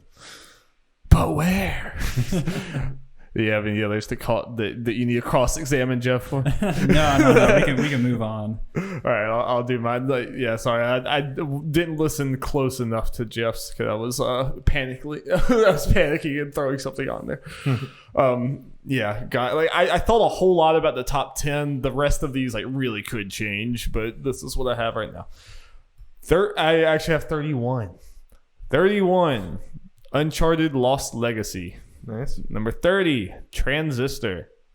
29, Tomb Raider 2013. 28, Uncharted 4. This is kind of this whole section of games. Number 27, Rise of the Tomb Raider. Number 26, Shadow of the Tomb Raider. Number 25, Far Cry 3. Number 24, Astrobot Rescue Mission. Too low. 23, Horizon Zero Dawn. Bad list. 22, Doki Doki Literature Club. Oh. 21, Life is Strange. 20, What Remains of Edith Finch. 19, Inside. 18, Night in the Woods. 17, PlayStation All-Stars Battle Royale, the true Battle Royale. 16, Sly Cooper Thieves in Time. 15, God of War. 14, Overwatch. 13, Divinity Original Sin 2. 12, Ori and the Blind Forest. And 11, Super Mario Odyssey. Too low. I'm a little surprised at What Remains of Edith Finch. I thought that'd be higher on your list. I'm surprised Overwatch is that low. Yeah, or at 14? Yeah. Yeah. I expected a top 10 easy. Yeah. I don't know. It's hard when you're measuring these. I think you're just inherently more sentimental about the story games you've played and single player things. It's just harder. It's easier to forget about the multiplayer thing, even if it's something you play constantly and you love. You know what I mean? It's just because so many of these are single player things. It is hard. I mean, you could definitely, if I sat here and talked about Overwatch long enough, it probably would be higher. Darby, you'll be ashamed that I forgot this, but also happy that I'm saying this. I knew you would forget. Is it Sly? I forgot about Sly. Yeah, I figured you did. Insert it in there. Let's see. Above Arkham City. So what number is it? 24. All right. Yeah. And Sly Cooper and Thieves of Time being kind of as low as it is also like I have revisited Thieves in Time, and it's not quite as good as I remember it, but it's still a very good game. But it's definitely one of those.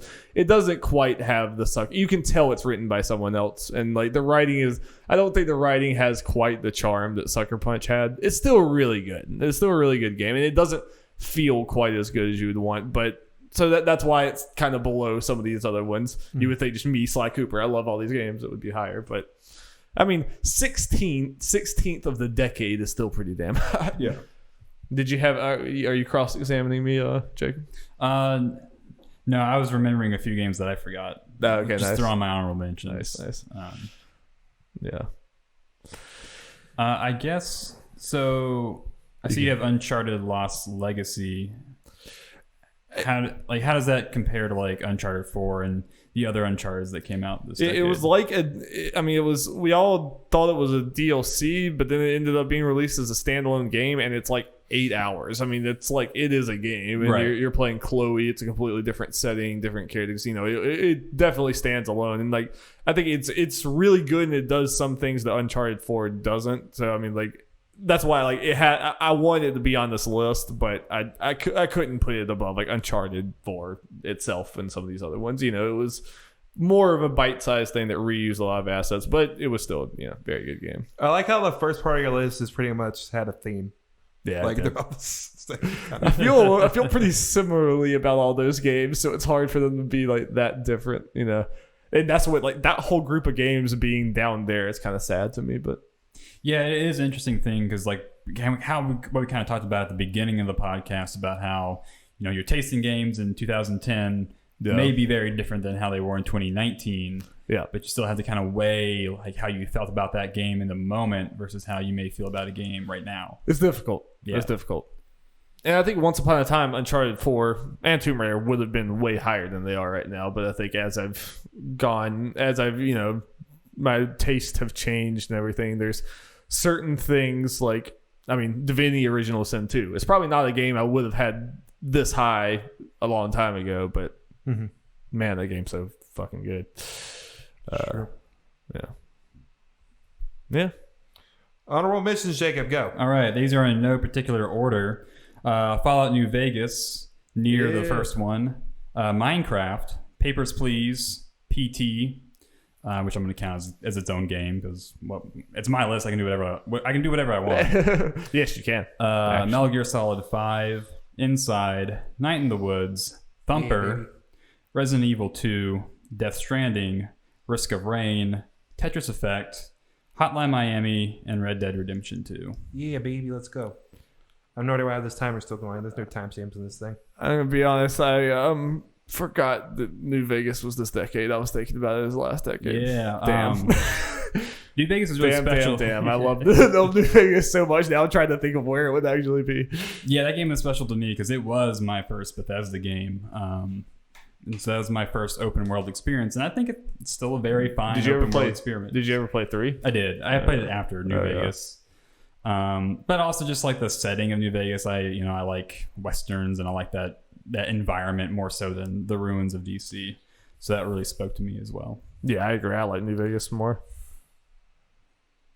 Anything else on this list you want to talk about? I don't know where I'd put it. I can't. I just can't process that. Like Goodbye, Lost Legacy. The game that I threw in there was like Far Cry 3 was the one that I threw in there the last minute. I'm like, okay, it's down there in the 20s. New Vegas, I'm like, God, no, I can't think about this. It'll take too long. I would probably throw Far Cry 3 on my honorable mentions. I think if I went back and played Far Cry 3 now, I'd probably not like it. Probably. But at the time... But man, it was such a blast. Really God, it was so fun. It was so fun. I haven't just the kind of difference between like you and me and Jeff, because like I can almost guarantee you RDR2 is going to be number 1 for me and Jeff, but like honorable mention, or at least up there for me and Jeff, and an honorable mention. Yeah. Do you want to explain like why it was? Yeah, I mean, I guess it's still very high up there because it's for the entire decade. But I mean, I played it this year, and so part of it was that I didn't want to have like recency bias. I mean, also if you go read my review, which you should, I'm quite proud of that review on the Nerds at Large blog. I think it had a lot of flaws for me. Eventually, by the end of the game, I was kind of tired with how tedious and large it felt. There were a lot of mechanics that I enjoyed in maybe like the first 50 hours, but by hour 70, I was like, okay, I'm kind of tired of this. Yeah, I can see that. Sure. I mean, it's a game that I consumed greatly and I enjoyed greatly in the moment. I'm just wondering how I would feel later on. It's definitely a game that I want to replay at some point. Yeah, 100% do too. But I felt very positive on it. I don't think it's maybe like the type of game that like I would maybe like want to see more in other games, like exactly like that. I don't know. But yeah, I mean, there was like, again, like some narrative lows I felt like chapter 5 without going into it. But just read my review and you'll get the idea. Yeah. Nerds at Large or nerdsatlarge.wordpress.com. Yeah. Did anyone cross-examine us about PlayStation All-Stars? Oh, yeah. So explain to me and I guess the audience, because that's not a game that you really hear too often. Because people suck. Yeah, because people suck. Me, Jeff, and our friend group were so excited for that game, and that's honestly some of my favorite gaming memories was playing that game. I think it's a game that me and Jeff both. I mean, like I'm sure if we played it now, it's probably not as good as we remember it, but I still stand by that game was just very unfairly thrown to the curb because it wasn't a Smash clone, basically. But the people would have complained if it was a Smash clone.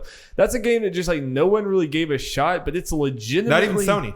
It's legitimately a really fun game, and it's kind of it takes Smash Bros, but it's like, what if we like took this because it works, but we also like we're gonna add our own spin on it instead of like Final Smashes. Like everyone has like 3 different supers, and you can like there's a strategy involved with I can build up to my level 3 super. This is this more powerful thing, or I can do a short build up to the 1 and like maybe take one person out. Like there was a lot to that game that people wanted that game to fail. Right. From the moment it came out. He had like Big Daddy from BioShock as a character. That's awesome. And it is something I wish Smash Bros would just take from it. Is for each stage they combine 2 franchises. So you're like in Alden's Tower from the first Infamous, and then you get to the top, and Carmelita from Sly Fox, Sly Cooper is shooting at you, and there's a bunch of other crazy stuff like that. One thing I just remember when we talked about Journey earlier, I was about to bring up jokingly, is the stage that they were working on but didn't get done is a Gravity Rush stage that falls into the desert in Journey. Yeah, that'd be cool. That would be very cool. And there's a bunch of crazy stuff like that in the stages, and I wish Smash Bros would take that. Yeah, and it's one of those things that Jeff, this is more so for me than Jeff, because Jeff grew up with like being way more of a Nintendo kid. But like I like Nintendo, and I've grown to love Nintendo more. But like as a kid, I had a PlayStation, and like my childhood was Sly, Jack, and Ratchet. Like that was my like in the way that Mario and Zelda for Jeff or for a lot of other people. For me, that was those 3 characters. So. Like obviously, Smash Ultimate is way better. I mean, Smash Ultimate has characters that belonged more in All Stars. Like it has Cloud and Snake. Yeah, it has a Persona character. Like it literally, it has characters that PlayStation All Stars couldn't get because they just market like rights wise. Like no one wanted this game to succeed. Not even like the people who owed these characters. Yeah, one thing people did complain about, which I understand, is some characters were obviously.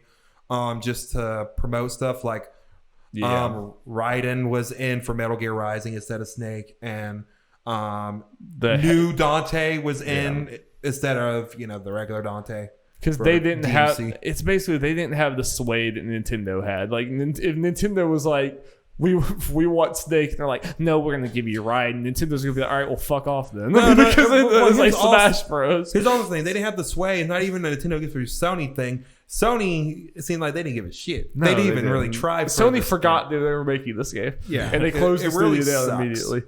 So yeah, this is just one of those. I think this game gets unfair hate, and like legitimately, I think you agree. That's some of my favorite gaming memories. Was 2012 playing this game every single time that our friend group got together. Yeah, it was a good time. We put so many hours into that game. God, so many. Like it's a thing for me personally. The only game playtime wise I read was like Smash and Mario Kart for me. Good game. Yep. Y'all are all losers. It's a good game. It's true. Alrighty, well, let's get into this top 10. Jeff, why don't you kick us off? Darby's gonna hate this. Kid Icarus Uprising, baby. Oh boy. Ooh, I hear some beef. This game's great. The writing is A+. I could agree with that.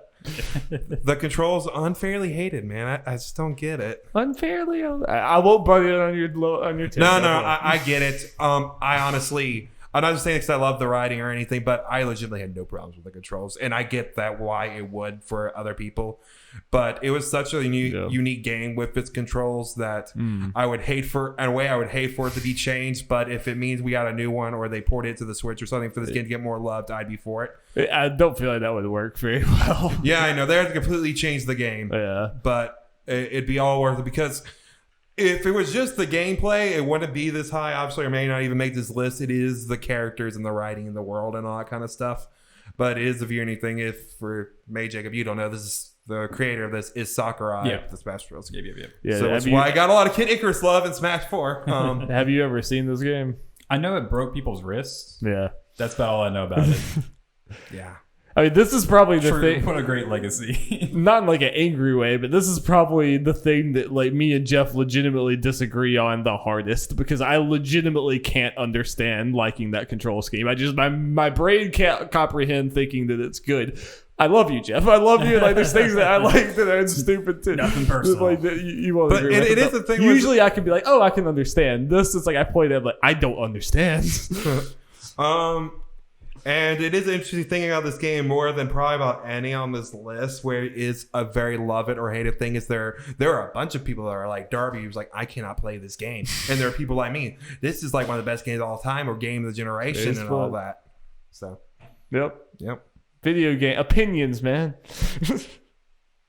Opinions. All right, Jake, you want to rattle one off? Sure. So the first game on my list, again, this is just in chronological order. So this is not number 10. This is Mass Effect 2. Came out in Not 2000. 3? Wow, I Not 3. can't believe you would rank Mass Effect 2 so low. Peasant. Although funny enough, I guess if I did think, I probably would put it at number 10. Nice.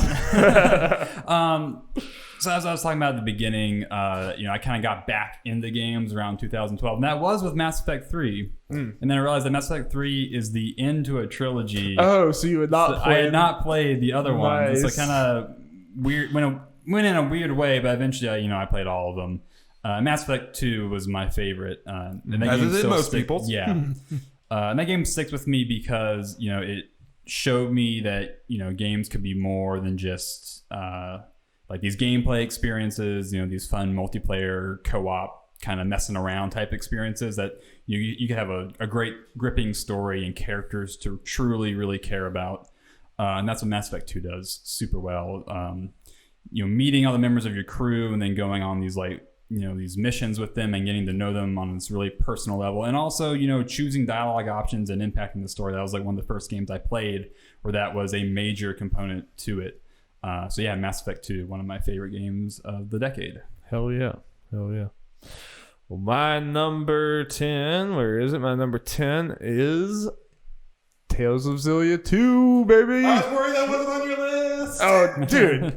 It's on 30 games. It was on wasn't it on my all-time, or it was at the very least it was an honorable mention. I can't remember. It might not have been in the top 10, but no, I adore this game, and we talked about favorite gaming memories definitively, playing through Xillia and then especially Xillia 2 with Jeff is up there with my all-time favorite just memories of playing a game. Such a great time. God, it was just every time we every weekend or whatever that we were able to get together, we put a bunch of hours into it because they're long There were games. legitimately times I think we put 7 or 8 hours into it. We just played that straight through. Just for a one whole night, we would just play the whole way through, and it was a great age because I think we were how old were we? It was high school-ish type time or whatever. You might have been in college and I was in high school. I can't exactly remember. I think So I'm just gonna see where it came out. I don't think we played it right away. It came out in 2012, so I was definitely in college. Yeah.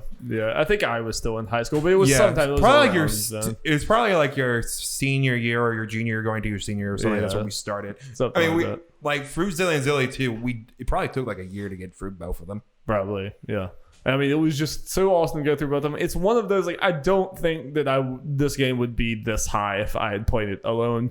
I mean, there's, just like, I don't think it would have vibed as well, but like playing that with Jeff, like something about, I really don't know if it's just because of the experience I was in playing it with you, or if it's legitimately like, I just love the story, but like, I love the story. And it's something that Tales games, you have to be like, the characters are cool, the story's whatever, but the characters, like, I love this cast of characters. I kind of loved all the story twists. There were legitimately times where me and Jeff were like, oh my God. Yeah. There's like a twist ending to this where like you can end the game early if you choose this bad option. Legitimately, like one of my favorite video game endings of all time, because it's like harrowing. It's like, holy shit, they put this in the game. It's Rolo, man. it's insanity. Like, I don't know. Like, that game is so special to me. Yeah. I love that game so much. Is that your favorite Tales game? Yeah. I mean, I haven't Okay, played screw it. Bump it over God of War. Let's go. Man, you realize how many people would disagree with how many people would disagree? I mean, Literally everyone. everyone. But fuck 'em. The like director of Tales of Zillia 2 is like, hey, I don't think so. Are you okay? Are you okay? You fucking nerds. All right, Jeff, what's your 9? Celeste. Yeah. All right, Surprisingly low, kind of. all right, you might be less surprised once we go up. Maybe. I don't know. But, and I'm sure we'll talk about, because I'm going ahead and assume it's somewhere on Darby's list.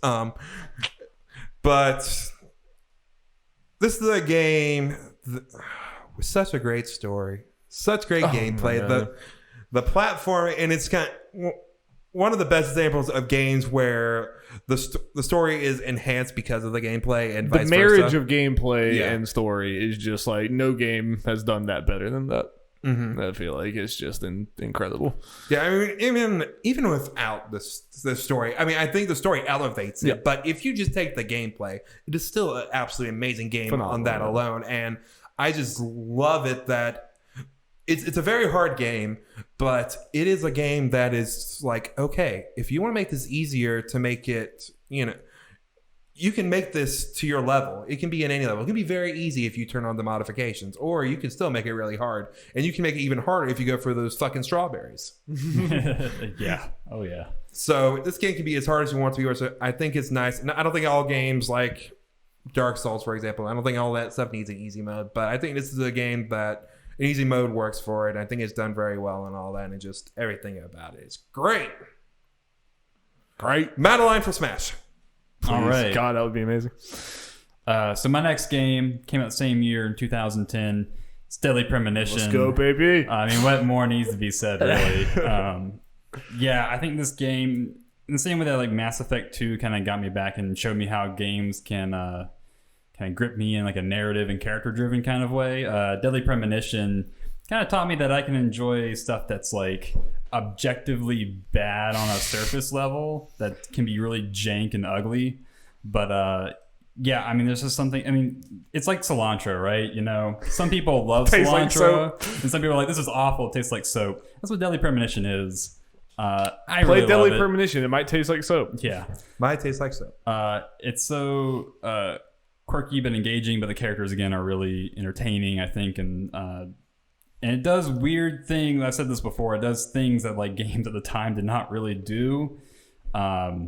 So yeah, it's just a fascinating game that's incredibly broken and terrible to control and ugly to look at, but it's my beautiful baby. It's so lovable, though. Yes. Okay. My number 9, and this is a weird one, but my number 9 is Skyrim, which we've already talked a lot about. This is where it's really hard making these lists, judging between objectively, what do I think about this game in 2019 right now if I were to pop it in there and play it versus my memories of it and like my experiences with it. And like I go back and forth between those two criteria, but it's just hard for me to not throw a bone to just legitimately like playing Skyrim for the first time is like top 3 gaming moments of all time. I mean, it was incredible to have that much build up to this game and it to not let me down in the slightest. I was playing it on like our really shitty old TV, and like I legitimately, once we got an HD TV, like halfway through my first playthrough, I realized like, oh wait, there's text on the top. Like I legitimately couldn't even read the text. Like I was playing on a shitty TV and I was still just amazed, and like I would just like go in some direction and like find cool things. It was just something I had never done in the game before. Like I had not really played Oblivion much at all. I'd like seen a friend play a little bit of it, but I had not played much of it. Skyrim was just magical. It was incredible. And yeah, I'm sure if I played it now, I would enjoy it. I put like freaking 800 hours into that game from multiple playthroughs. I'm sure if I played it now, it wouldn't be quite as good, but you know. You know what's way to make it still fresh? Playing in VR. There you go. You know, if I wanna keep my lunch down, then maybe should not do that. Fun fact: the one game that's made me sick, just from moving. See, it was pretty bad. It was just VR slapped onto an existing game that already looked, you know, yeah. So Scrim. What's your number 8, Jeff? I'm cheating here. Oh, he's cheating. I just put the Danganronpa series. That is cheating. You gotta pick V3 and tell us why you love the insanity, Jeff. You gotta pick it. This is the thing. Don't They're be all a kind of so coward. close. Like as far as I legitimately can't pick a favorite just thinking about it. I have to really sit down and think about it. That's one thing. I don't want multiple games from the same series on here, kind of thing. Yeah, I mean, I did the thing that like I only put one Smash on there because Yeah. it's just boring. You know? Yeah. So I just did that. But V3, yeah, great. It has to be V3, Jeff. It has to be V3. Okay, it has to be V3. I'm told, ladies and gentlemen. That is the law. If you want to know my exact thoughts on V3, go watch my discussion video with Darby where I just kind of ramble. I think that was For an hour. That was a really good video. Like, I like that a lot. It was just you had Jeff like telling us like it serves as a spoiler cast, but it also serves as like watching me just react to hearing the plot. Recoil in horror. Yeah, I just tell him all the twists and just got all of Darby's reactions. But this is I've discovered recently I'm into Japanese murder mystery visual novel things that usually involve teenagers murdering each other. Sounds like a good time. It sounds like a good time. Now this game's a lot of fun. Trying to figure out who killed who was fun, and it was kind of fun to just kind of think about. You're going through stories like, okay, who's going to die? Because someone has to die, and you got to figure out who killed them, and then they're gonna die. It's kind of fun trying to get to the beginning, like who's going to survive till the end and all that, and just the twists were a lot of fun. V3 is definitely an example of it's a love it or hate it thing. It is split pretty down the middle as far as people loving it. I love it. Darby loves it. Darby loves it. Monokuma, great character. Should be in Smash. it's Phoenix right on acid. Yes, it's Phoenix right on acid. Obviously, there are anime tropes in here, but they were fun. In some ways, they turn them on their head some to where some characters, they survived long enough, were more than those tropes and actually had character development, which is always a plus. Random Jets and Patriots references. Yes, it's true. But just playing through all 3 of these games in pretty quick succession was a very fun and interesting experience, to say the least. And I have the Zero Escape series now on PC, so try to get through that. Stay tuned. Yep. My third game on this list came out in 2011. We've already kind of talked about it. Is Dark Souls. Moving on. Dank Souls. Hail the sun. I would put Demon Souls on here since that was like my first Souls experience, and that's very memorable. But Dark Souls still, it improved a lot from Demon Souls, and it's just such a classic game that's influenced, my taste in games and games in general. So yeah, Dark Souls at number 3 came out on this list. Yeah, in chronological order. Nope, number 3. Or it's number 7. No. My number 8, and maybe slightly contentious for some people, is BioShock Infinite.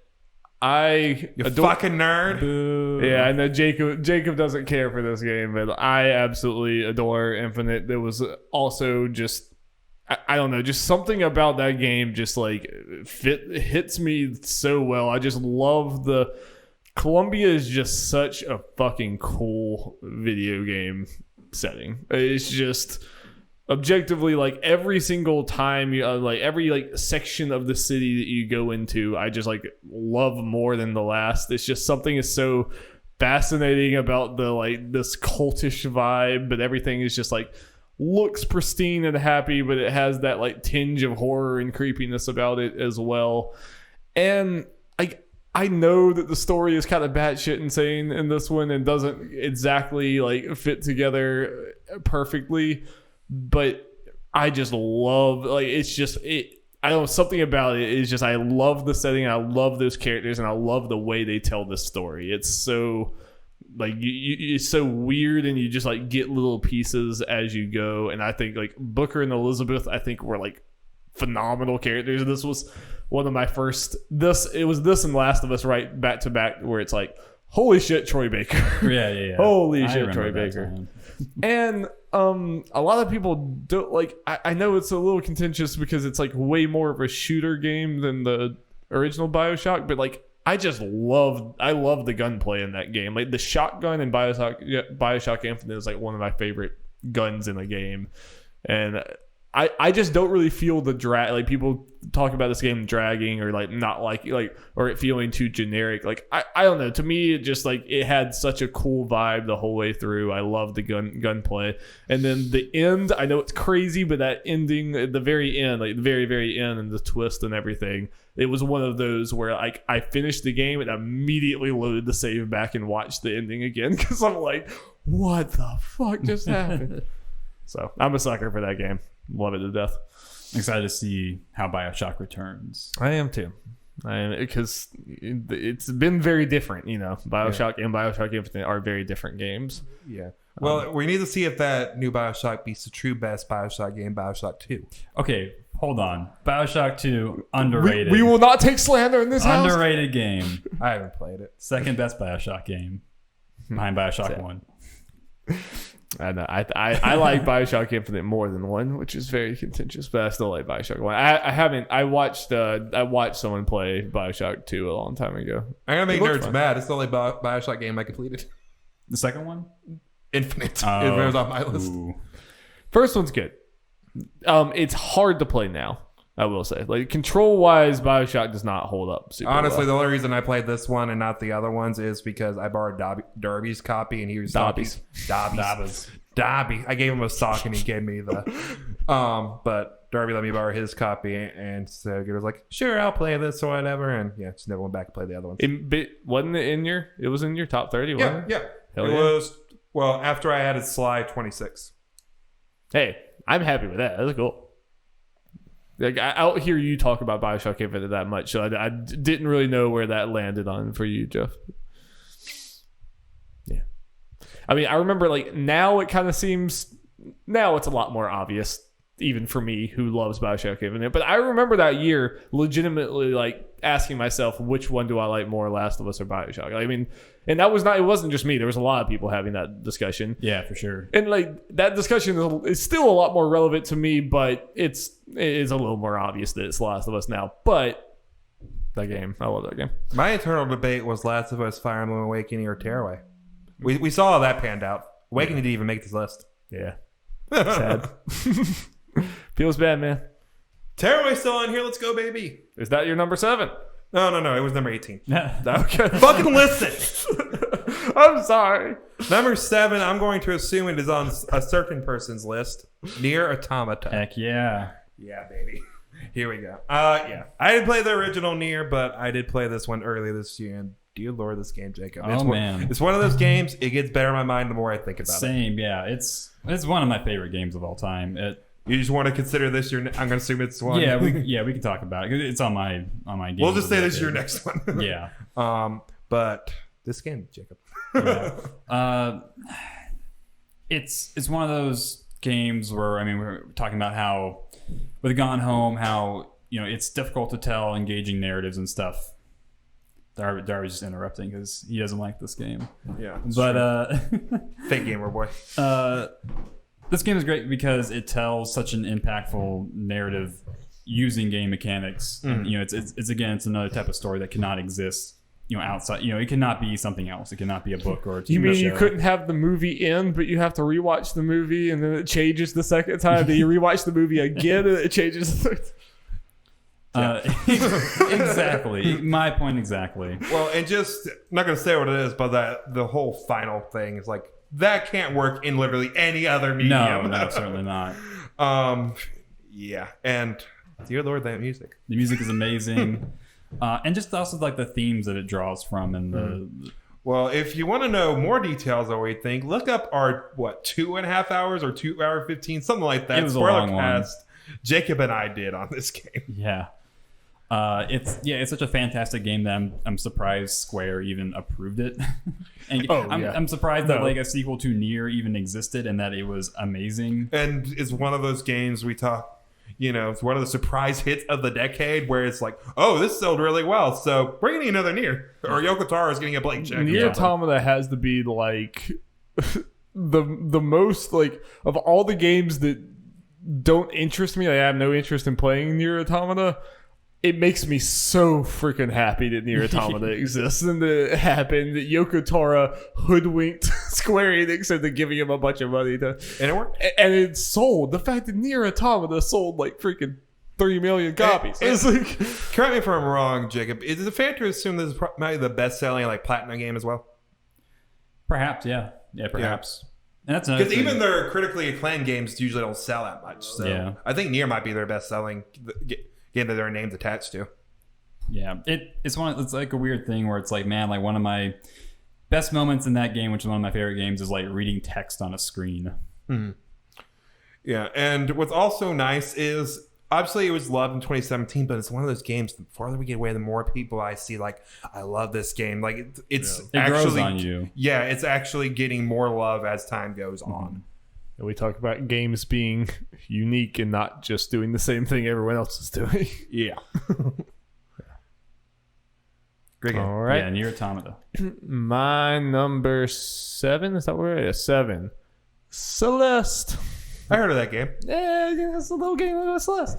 Yeah, I pretty much already talked about it a lot with Jeff. Everything Jeff just said, I'll add I think the story and the message with it. Like, I think I suffer from depression, not like to a severe degree, probably not like any more than most people do, but like obviously I've had those moments in my life, and legitimately like I don't know if there's been a game or media or any piece of art that has connected that much where it's like, man, they just like with a very little bit of dialogue. And like Jeff said, a lot of times it's not even it's like the little bit of dialogue, but it's the gameplay to get to that, and just the way that those two are married to each other.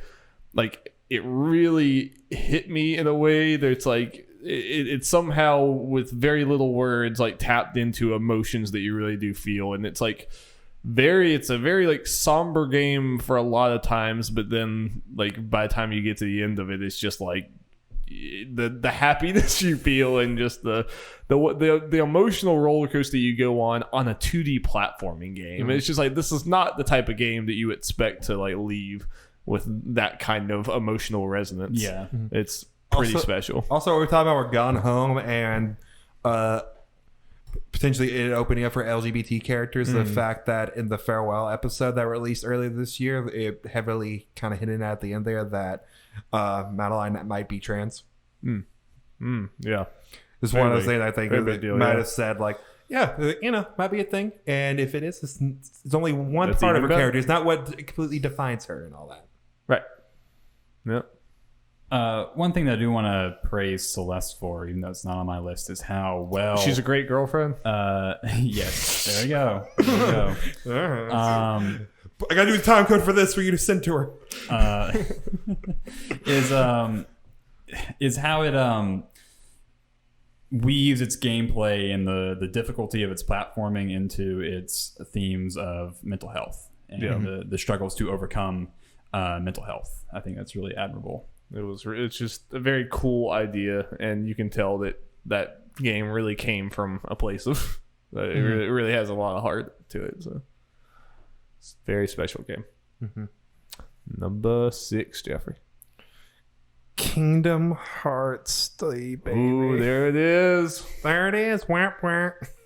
It's actually kind of low, but I mean, but there you're are a lot of games. You're not There going to are be a lot surprised of when you hear games the to rest of say. your list. I imagine there's a lot of overlap from this point Yeah, on. I mean, it feels like if you just say Kingdom Hearts 3.6, that sounds low, but if I think about it for 2 seconds, if I started actually listing the games, it'd be like, okay, yeah, that makes sense. I'm a little surprised that it's that high. Is it your favorite Kingdom Hearts game? It might be, yeah. Oh, I thought that was a definitive yes. Interesting. Yeah. I wanted to explore this more. So it's not necessarily your favorite.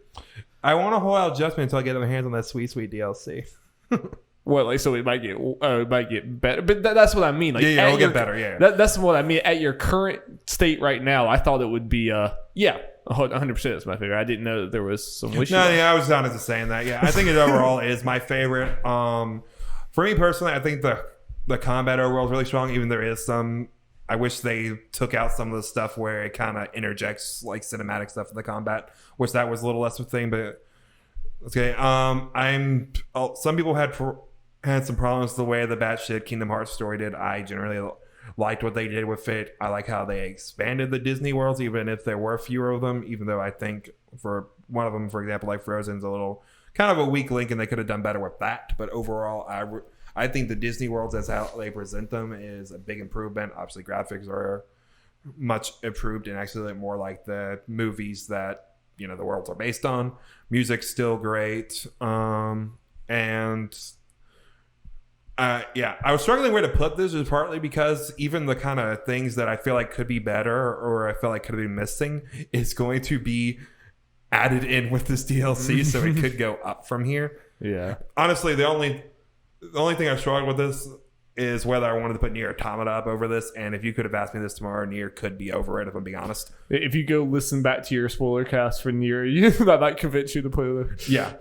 But oh yeah, I just realized 2 Square games right next to each other. Cool. But yeah, I love this game. I know some people have problems with it, and I can't disagree with any of those things, but as a Kingdom Hearts fan, I just absolutely love this game, and I'm excited that it will probably get better for me next month. By this time next month, I'll probably love it even more. I'm excited to hear that. It'll remind you of your love. Yeah. Hey, there you go.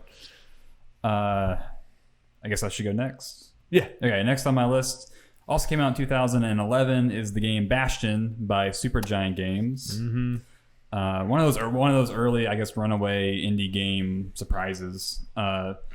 Bastion is really awesome for a number of reasons.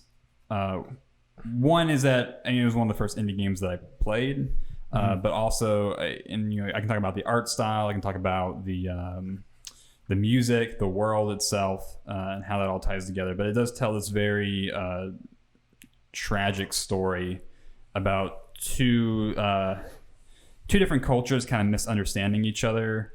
And, for an isometric hack and slash, it's a very emotional game. And again, it just got me into Supergiant Games as a studio. And since then, I played Transistor and then Pyre, and then Hades is in early access. And so that's a studio that continues to trend upwards. And then what they do is that they do very well. And Bastion is a game I played multiple times. It has a great theme of kind of letting go of the past and kind of letting go of maybe the misdeeds and misunderstandings of the past and looking toward a better future. And I think that's just like a piece of wisdom that I think continues to ring true even to this year. Yeah. So Bastion, one of my favorite games of the decade. Yeah, I played Transistor this year. That's the only Supergiant game I've played now. Bastion's next up. I really need to get to it. But I have so much respect for Supergiant because just every one of their games, it's like hard to even put it in a genre. It's so unique. I mean, every single one of their games is like, every one of them has been like, there's nothing like this. And they're a team that I would kill to like be able to sit down in the creative meetings, because I feel like most games probably start from okay, well, I like this type of game, let's do this or whatever. Theirs, it really does feel like someone's like, I had this idea, like, let's experiment with it, because like they don't even build off of things. It almost feels like they're just like, Transistor is just such a weird, a unique combat style that I just never would have really thought of, Jared Bastion. Yeah, and what's cool about this game is that there's only one, there's a narrator, and that's it. You still feel for all these, it has a small cast of characters, but you feel for all of them, even though they're all silent, except for the narrator. Yeah. Nice. The current game Hades is in a weird spot, I feel. Just because of its whole, it came out like right after it was announced, and it's just been continually updated or whatever, and it's still not technically finished. Yeah, so I hope it can get another buzz, like a hit of buzz whenever it actually comes out. But yeah, I'm excited to get my hands on it. Now up in Steam. Number 6, Persona. You can also go watch my 2.5 hour long Spoilercast with Jacob. Watch mine, not Jeff's. No, watch them both, please. I'm surprised, Jacob. I guess spoiler. I'm surprised you don't have that written down here at all. Yeah, and I think that's within consideration to Persona 3 and Persona 4, which came out last decade. I did play them this decade though, but I think Persona 5, for speaking for myself, it has some faults that I think the other games maybe do a little better in regards. But you still feel good putting on this list when you played 2 you think are maybe overall stronger? Exactly, yeah. And yeah, I mean, Persona 4 I would say is still my favorite out of them. That's fair. So, but Persona 5 is still a really great game. I just have some I mean, again, like I said, comparing it to 4 and 3, I think it's a little weaker in some regards, and what I like out of those games. But Jacob, it doesn't have Marie. Does not have Marie, so that was already, it cannot be on this list. So actually put it in the list. No, obviously I don't come with that history. This is my first Persona game, so who knows? I might end up feeling that way when I get the other ones, but from what I've heard with a lot of people, I think a lot of people are like, oh, your first Persona ends up being your favorite. I was gonna say that too. That's also a big part of it. I can see, Darby, for you, like going back to like Persona 4 and 3, the dungeons will be your biggest hill. Yeah, that's what I've heard. Those are gonna be rough. I've heard they're like, yeah, this is like actively just not fun. You just have to get through this. I do think like the reasons Jacob probably liked Persona 4 more than 5, I can definitely agree. Not finishing 4 or 5, but putting significant time in both those games. Yeah. But the dungeon thing was definitely something that was a giant improvement that I think everyone can agree on between 4 and 5, that I can imagine for some people that was the deciding factor, what they would say is their favorite. It sounds like one of those things that if you just played 4 first, it's probably a lot easier to stomach, but it's probably something if you played 5 and then tried to go back, it's like, oh, all of this is just more tedious. And 100%. Yeah, and I think 3 is great in a lot of respects, but good luck going back to that. Yeah. But I mean, talking about 5, for this being my first experience with this, I'm obviously someone like I don't play as many like Japanese and JRPGs as Jeff, but a lot of my favorite games of all time are like Japanese games. So I've always been interested in Persona, but like had never actually pulled the trigger. And then doing this one, and I had played like the first 20 hours. I played like 20 hours or something into it, and then I had put it away for God knows how long, right? Like over a year. It was a long time. Yeah. It was a long time. And then I finally, like, I had a free time or whatever. So, like, I went back to it. And then, like, I just completely fell head over heels. It was like, because I think part of what we said about your first Persona being your favorite, I think part of that is just because you just spend so much time with these characters that you end up, like, really feeling like you love these characters. And it's something I said in the spoiler cast. I think Persona 5 is there are some games that are 100+ hours long that like absolutely shouldn't be, and a lot of it's just padded and filler and stuff. Persona 5 would just flat out be a worse game if it was like not as long as it is, because like you need that time to settle into like really, because of the whole like the kind of repetitive but in a good way structure of like the daily you go through this week and this month or whatever. By the time you get to the end of it, it really feels like you went through the school year. It's not just like a game, oh, we're just going to skip around or something. It's like, no, you feel like you've seen these characters adjust, and there's so much dialogue in this game. You kind of get everyone's changing reactions to the story going on, and like all their different like dynamics off of each other, and it's just inherently fascinating. And then, man, like it's a well-made game, but it's just fucking cool. Oh yeah, I mean, there's just like a kind of superficial, hard style to it. There's just a superficial, just undeniable cool factor to Persona 5. The music is legitimately probably like some of the best I've ever seen in anything. It's just the way that the music marries the scenery, and the menu screen is just, everything is just oozing with style. And then some of the story reveals that I won't get into, but there was like one in particular that I immediately was like texting Jacob like, holy fucking shit. Like I have not been that captivated by a game in a very, very long time. So, and it's like the turn-based thing, like I think it has a very cool thing going for it with it's so snappy. Yeah, and exploiting people's weaknesses, and like it encourages you to use the full cast instead. That's one thing I don't like in JRPGs, when you have your team and that's your team and you just have that team. Like this is like, no, you kind of want to, everyone does something different, so you kind of want to be like putting them all in and out. Darby, that might be part of the reason I like Tokyo Mirage Sessions. Yeah. And Final Fantasy X, of course. Yeah. Oh yeah, yeah. The battle system reminds me of 10 because of that. Yeah. You know?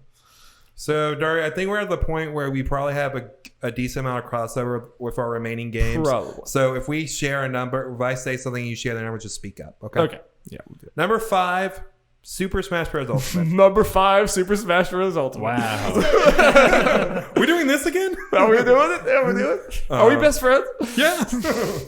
But Darby and I talked about this game a lot. Super Smash Bros. Is like one of our, if not our favorite series of all time. Yeah. Like we can agree on that. This is the culmination of everything Smash has done. It is the best in most, it's pretty much all the ways to me that matter. It was just quality wise, there's legitimately, Ultimate could not be better. Like it is the perfect Smash Brothers game. It is like everything you wanted that we thought was impossible. It's just the series is a make-believe series that exists in the alternate reality that we're just lucky enough to play. And yeah, there's all those characters and all those stages, and it's all great, and we're getting more. And I think the only reason this is another one that's kind of like Overwatch for me. It's just really weird comparing multiplayer games to single player like story games. It's a different experience. It's hard. It's hard to say like this, The Last of Us or something. Last of Us versus Smash, but for some reason it's just so hard for me to like you said. Overwatch is kind of more like probably like I put way more time into it, and it's way more part of my life. But it's just you feel so much emotion with some of these other games. It's kind of hard. We feel emotion in Smash. Go look at our YouTube playlist for like reactions or whatever, and I mean look at Joker first. That is the one. If you want to see me forget about Banjo, but Banjo, you need to also look up. Smash. Yeah, Smash is great because of how celebratory it is of games in general, and that experience, and kind of sharing in that, and how accessible it is. It's a party. It's like a video game victory lap. It's just fucking snakes in the game, man. Yeah. It's one of Terry those. Bogard. Yeah. I don't think I'll ever. I think on my deathbed I'll still like pull up the Smash Ultimate roster and still be in disbelief. I'll be like, your final thing is pull up the roster, cry a single tear, and die. Oh, those were good times. Like it will legitimately a thing. I will be upset if Nintendo doesn't just continually port this game through all their system, because they pretty much even said they're not going to do better than this. They're probably not going to one up this. I mean, just from the rights perspective, it's gonna. If they don't port it, then you can copy and paste what we were saying for the Wii U. We kept saying like, well, we're gonna have to keep the Wii U out to play Smash 4. Like that's gonna be the only thing it's used for. Or I guess in the future we might be like, well, you got to keep the Switch 1 out so we can play Smash. All right, Jacob, what's your next one? All right, my next game, which came out in 2015, that is Bloodborne. Hell yeah! I never would have guessed. Oh man, this is probably the game I've replayed the most. I lost track of how many times I've played through Bloodborne. All the way through. Nice. Nice. I got really, really good at this game too. But what hooked me about this was, Dark Souls, of course, is very more like an action RPG. You know, you're crunching a lot of numbers. You got to worry about your equipment, weight, and et cetera, et cetera. Bloodborne is a lot numbers? more. I do like numbers, but Bloodborne is a lot more action oriented, and it kind of fits with the whole Victorian Gothic style to it. So you do feel like a very fashionable gentleman when you're kind of dancing around horrifying werewolves and awful monsters and kicking their butt. But also just the mystery of the world, because when you dive into it, again, it's very much like, you know, vampires and werewolves and this gothic kind of element to it. But then as you go on, and what that horror changes into is truly something magical and unnerving as well. I've seen a lot of this game watching Alex, and even just watching it, like seeing some of the way that the world unveils itself, I was like, holy shit. Yeah. One thing that I love about the Souls games is the world that you're dropped into. It's always after whatever civilization was there. You're kind of seeing the crumbling pieces of it. And so kind of unraveling that mystery to what happened to Yharnam. It was really fascinating to me, and just the eerie places that it goes are really memorable for me, and some of the imagery and the themes that it draws on. I'm gonna play Bloodborne. I just love the like visual style of it, and I feel like I need to experience one of these games. I think Bloodborne would be my first stop. I'm a lot more interested in Bloodborne than Dark Souls. I have a copy right in my room. I think I have it on PS Plus too. Yeah, I think it was free eventually.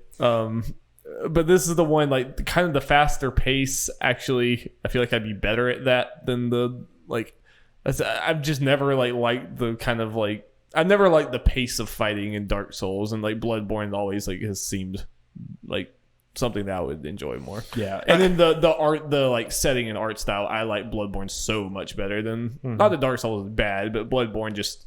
That kind of like gothic Victorian era thing, like that seems so much more my jam, you know. Yeah, I mean, I adore the game. I adore its setting, and it's kind of like I'm of kind of two minds when it comes to Bloodborne 2. If it happens, I'm gonna lose my mind. But at the same time, you know, From Software games always have that mystery again when you kind of go into that world for the first time, and I don't know if they can do that necessarily again with Bloodborne. Yeah. And it's also kind of weird if you kind of go into Bloodborne in 2019, because I feel by now most people know how that game progresses. But you know, when I play, overestimate me. I mean, if you don't know, don't look it up. But playing it at launch when people were still kind of trying to figure out, you know, how does Insight work and all this and you know, all that, it was really a great experience. It was awesome.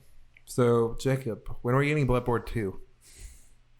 I hope. He just said that he doesn't want Bloodborne. And there are some. This happening. game does have problems, but like anything you love, you know, you kind of recommend. I always think it would be cooler if FromSoft just keeps doing new games that like are like Souls adjacent, but like Sekiro, that like takes what you know, but kind of like we're gonna remix it. We're gonna go in a different direction. Yeah.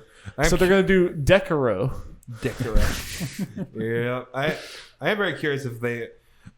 I'm sure Sony kind of wants it to be made because this is how much of a hit Bloodborne is. Obviously, that is their game, and it'll just make PS5 more appealing. Assuming if they're the Bloodborne 2 at this point, is obviously going to be that.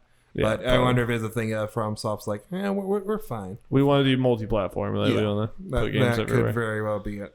Bloodborne is one of those games. It came out in 2015. It's weird to think it's only been out 4 years. It feels like it's been out longer. Yeah.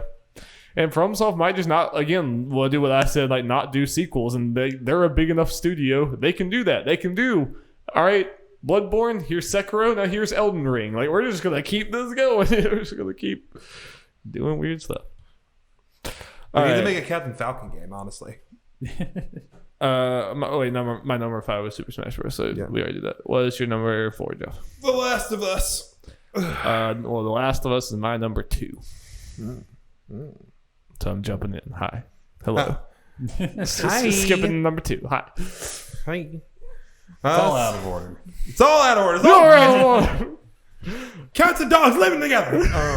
Jeff told me to jump in, so I'm jumping down from the second floor. I mean, everyone's always talked about Last of Us a lot. one of those games, kind of like Going Home in a Different Way, like shows, hey, video game stories can be cool, can be good, can be all very cinematic and nice and cool and stuff. They can do that, yeah. Yes.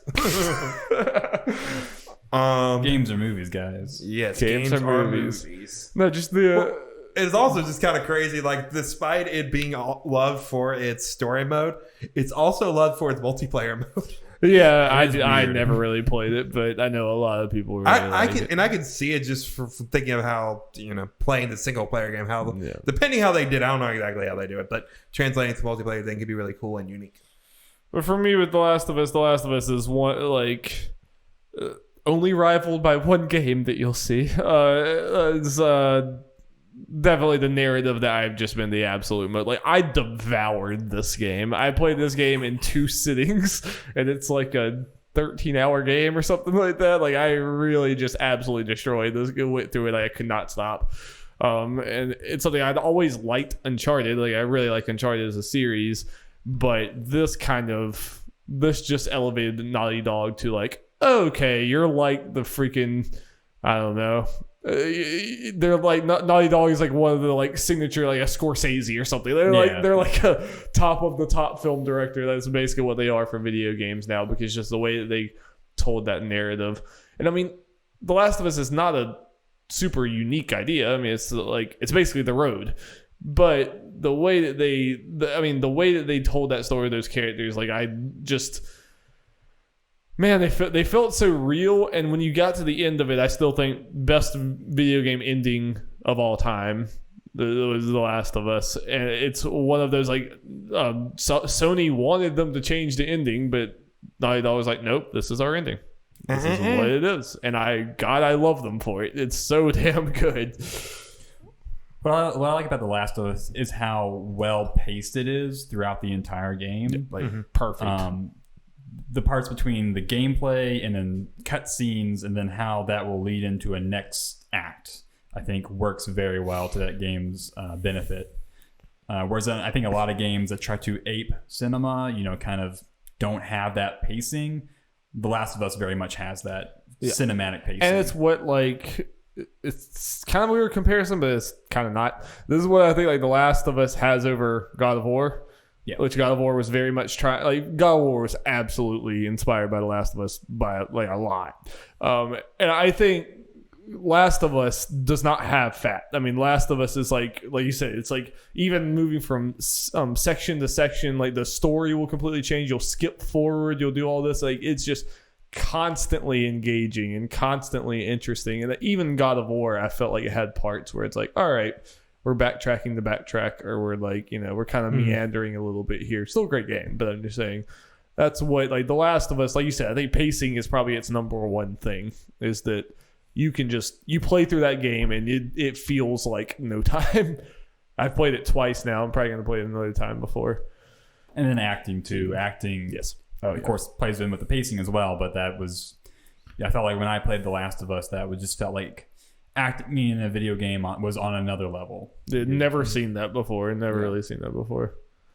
Yeah, especially the face. Like, you got the face acting, which you just never really got in a lot of other games. I mean, you even compare the BioShock Infinite that came out right around it. Like, the voice acting is really good, but I mean, like, the facial acting is like nowhere near what they had for Ellie and Joel. Or I mean, especially because with BioShock Infinite, like, Booker, you're playing the game in first person, and so there's that kind of connection to the character you're playing as that at least I didn't really get with Booker, but you definitely get with Joel. Yeah, because you are, and they really do like hammer that home, and a lot of people, some people don't like it, don't necessarily like it. I mean, I'm not gonna spoil what exactly happens, but kind of minor spoilers for the end of Last of Us. But like, you're used to, in a lot of these games that you play, like, oh, I am Lara Croft, I am Nathan Drake, I am whatever. It's like, you're not Joel, you're watching Joel's story, and it got to the end there, and it's like, you cannot make Joel not do this. You cannot make Joel make a different decision. Like, this is the story that we're telling, and like, that was kind of a cool. It was just a cool, like, ballsy thing for Naughty Dog to be like, no, this is not going to be a branching path. Yeah, you don't get to pick the ending. Yeah. this is what this character would do in this situation. And That's what's going to happen. And too many games don't like that. Can be cool, but too many games like try to do that and end up telling a worse narrative because of it. And it would have been better if you just stuck to Yeah. I can't wait to in Last of Us 2 for us to play as Ellie and decide to get revenge or just stay at home and drink coffee. If it's like a Far Cry 4 type thing where you can end the game by just not participating in the violence, then that'd be pretty funny. That'd be pretty funny. Okay, Jacob. All right, so my next game, which also came out in 2015, is Soma. Nice. Yeah. So Soma was made by Frictional Games. They're from Sweden. They're the guys who made Amnesia: The Dark Descent, which also came out this decade, and pretty sure. But I was looking. I think it was 2010. I Yeah. think it was the very first year. which I have a soft spot for horror games, and you can see the influence of Amnesia on all kinds of games. Oh, totally. It was a phenomenon at the time. Soma was their next game, actually the last game that they made. I think they're working on something in development, but I think Soma takes the Amnesia blueprint and improves it. I'm not really a huge fan of the first-person horror games. I think that they can have a lot of bad design. That's why I don't really like the Outlast games. There's a problem in a game. If you want to make a horror game, you want to be terrified by whatever monster or thing is going to hurt you. You got to be careful not to make the character so underpowered to where it just feels hopeless. Yeah. And you just get frustrated by the game. And I feel like that's what the misstep that a lot of first-person horror games make, by making you feel too helpless.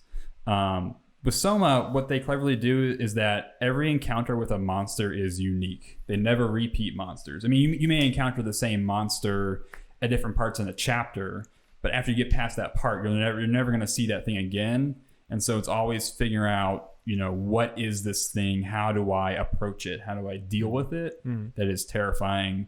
And then the game is set underwater in a research station deep beneath the Atlantic Ocean, which is a terrifying, very claustrophobic and isolating space. And then the story it tells is just absolutely phenomenal, I think. I wrote an article on the blog. It was like my top 5 favorite horror games. I put this at number 2. And it's still my second favorite horror game. It's something that I continue to think about with how the kind of existential horror that it plays with. And it does something smart where the big plot twist that you expect will happen at the end of the game happens about 3 hours in. I love that. And then the game just plays with that twist to its ultimate conclusion. And like the ending, what the ending is going to be. But when it happens, you still feel extremely uncomfortable and horrified. Nice. And it's an amazing horror game. I've heard you outside of the podcast like sing the praises of this game so much to where like I want to play it. I'm not a huge horror guy in general, but it just sounds. Well, Jake, if you want to get a horror game, I got one for you. Luigi's Mansion 3. You want to be terrified? Existential horror. Play as Luigi. Luigi is an existential. You won't be able nightmare. to sleep at night. It's true, I can't. Those damn giant pineapples. It's a great game, and also the characters, the main character that you play as, and then also the secondary character are great in it. It's an amazing horror experience. Awesome. Well, my number 4, that is what we're on, yes? Yeah. Number 4 is Legend of Zelda Breath of the Wild. That's my number 2. Woo-wee. We just traded 4s and 2s. Yeah, we're trading all the 4s and 2s around here. This is one of those we've talked about a lot, and I think we will be talking about Breath of the Wild 40 years from now. I think Breath of the Wild, we talked about games being influential. I think Breath of the Wild is going to be a very influential game. It's just the fact that, and we also, speaking to what we talked about earlier with games, these game series that go back since many decades ago, kind of being very traditional, and that can be good or whatever. I absolutely love that the team behind Breath of the Wild took Zelda, and it's like we could just make a Zelda game. We could just make a normal Zelda game and it's going to sell well on the Switch and it's going to be great, whatever. But like, no, we're going to take the Zelda formula. We're going to incorporate, like, they even said Red Dead Redemption was one of their like influences. We're going to take what everyone does with these other things well, but we're also going to like we talked about the check boxes. We're going to make this like as immersive and just as interactive of a world as I've ever seen before. Like the fact of just like dropping down off of the Great Plateau in that game, and then it really is, the world is just completely open. And from that moment until when I was 100 hours into the game, I was still discovering things, because you get a pretty small amount of abilities, but everything in the world, like the fact that you could like get a metal sword and like throw it at someone, like it gets electrified or something, like, and you can use that, like you can use the nature and the physics of the world, or you can like grab a big boulder and like slam it into someone, or you can just there's so many just endless ways to interact with this world. It's just one of the most just inherently on its face like just fun games that I've ever played. And I mean, just unlocking that map is just something that I don't know. I've just never experienced anything like that in the game before. That's the kind of whole thing like Ubisoft games do, where you're kind of go through a map and unlocking it, but it's the best of those the way of doing that, because it is you feel like you're exploring while finding it. I feel like you're exploring while doing it, and you feel good when you unlock a piece of the map and all that. Yeah, and finding them shrines and all that. Yeah, and it's weird. Breath of the Wild is like actually most similar to probably like the original Zelda. It's kind of like the promise of the original Zelda of being like, we're not going to tell you anything, just explore. But it's like that, but like fully perfected and just like brought into the modern era in like a ridiculous way. And we're getting the sequel soon. Maybe this year. You need to. I really need to play this game. I really do want to. It's. I don't know. I mean, like, I can't see you not liking this game. I think I will. There's just so many open world games, so I got to kind of, pace myself. This is quite legitimately probably like the best one of all the ones that we're considering. This is the best, at least the ones I played, where the open world's the best part. Right. The actual world. And I was still like, I jump into that game periodically now when I'm like on a long car ride or something, and I'll jump back into that game, and just wandering around with no objective is just as fun now, like 2 years later or whatever as it was then. It's just, I don't know, that game is so damn special. So damn special. Indeed. What are we at now? I'm sorry. We're back to my Jeff. number 3. Darby, I'm sorry. You're going to have to name one of your other ones right now. Red Dead Redemption 2, baby. My number 3. Sad. I won't reveal where, or whatever. I'll reveal it. You're spoiling it, Jeff. It's my number 1. Yep. Number 3, Jeff. Game of the decade. I mean, obviously. Wait. Wait, Zelda and okay, yeah. No, you figured it out. You figured out the puzzle. Yeah. I forgot that you had said that was 2. Yeah. Okay. Yeah. So this game, great. It's probably Arthur Morgan's probably my favorite video game character just in general ever. Same. It's just what Rockstar did with the characters and like the NPCs in the world and all that kind of stuff. Like, as far as open world games, is Breath of the Wild excels in the actual like the world, as in the physical world. Red Dead Redemption 2 excels at the people in the world, making it feel more like definitely. It is an actual living world more than like any other game I've played. And it's just really great to see how those characters react to you, and just kind of in the sense of like Breath of the Wild, you're exploring and discovering things. It's fun in Red Dead Redemption 2, you going in, suddenly a quest pretty much.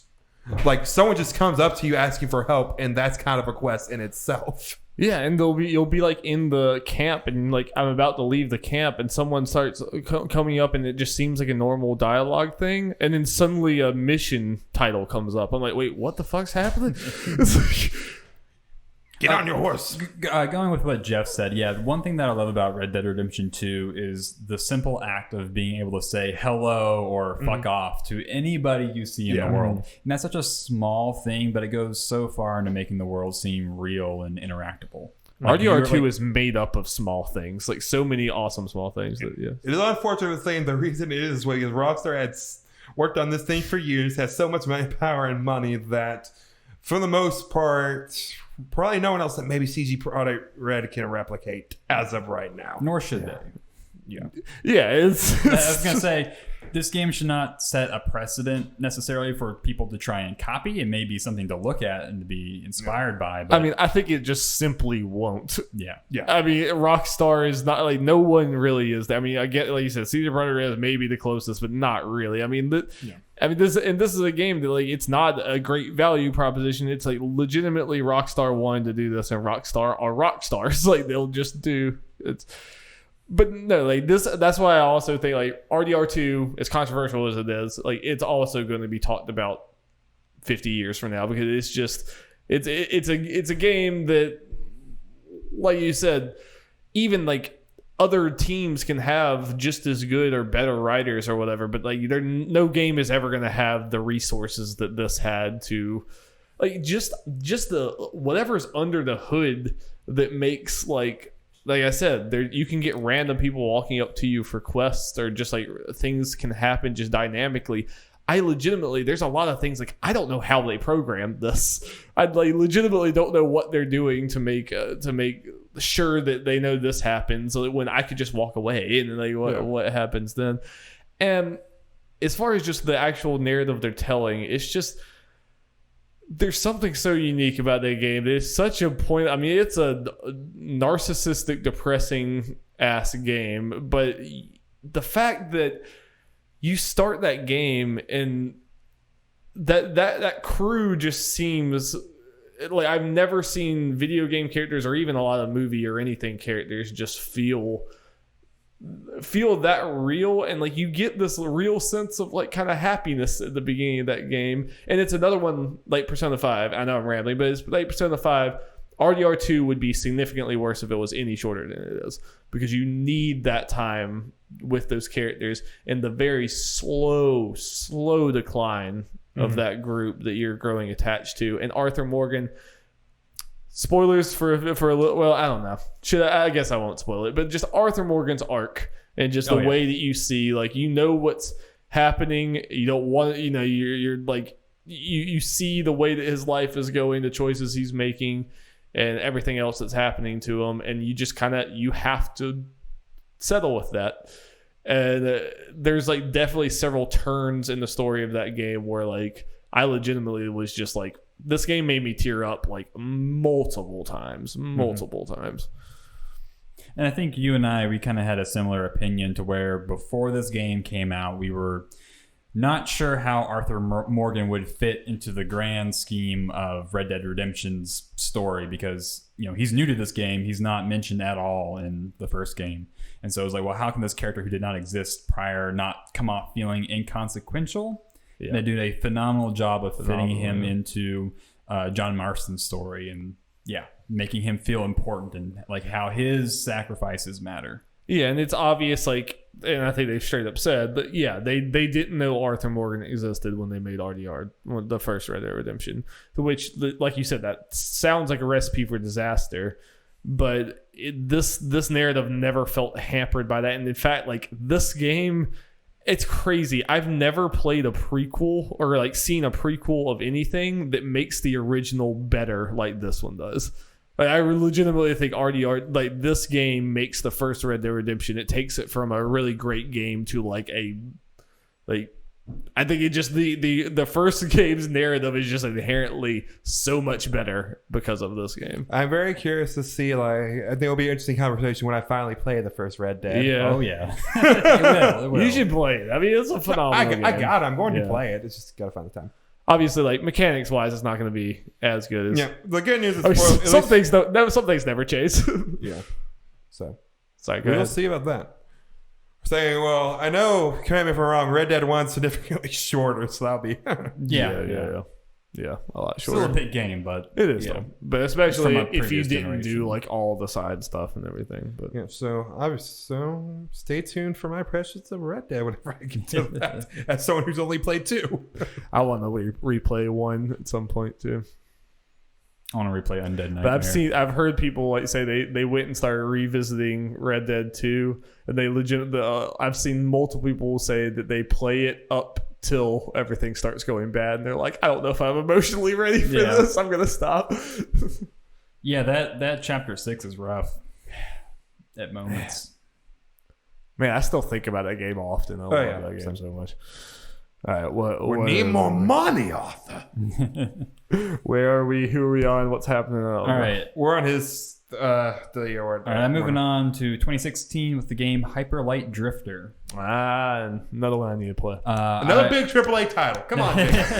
Yeah, AAA shield. I know, right? I wrote an article on the blog again about this game, about the soundtrack to this game called Soundscapes, the music of a Hyper Light Drifter. This game is kind of a Zelda-like, but it's set in this post-apocalyptic fantasy world, and it tells the story of this guy called a Drifter, who is sick with some sort of terminal illness, and he goes to this land in search for a cure.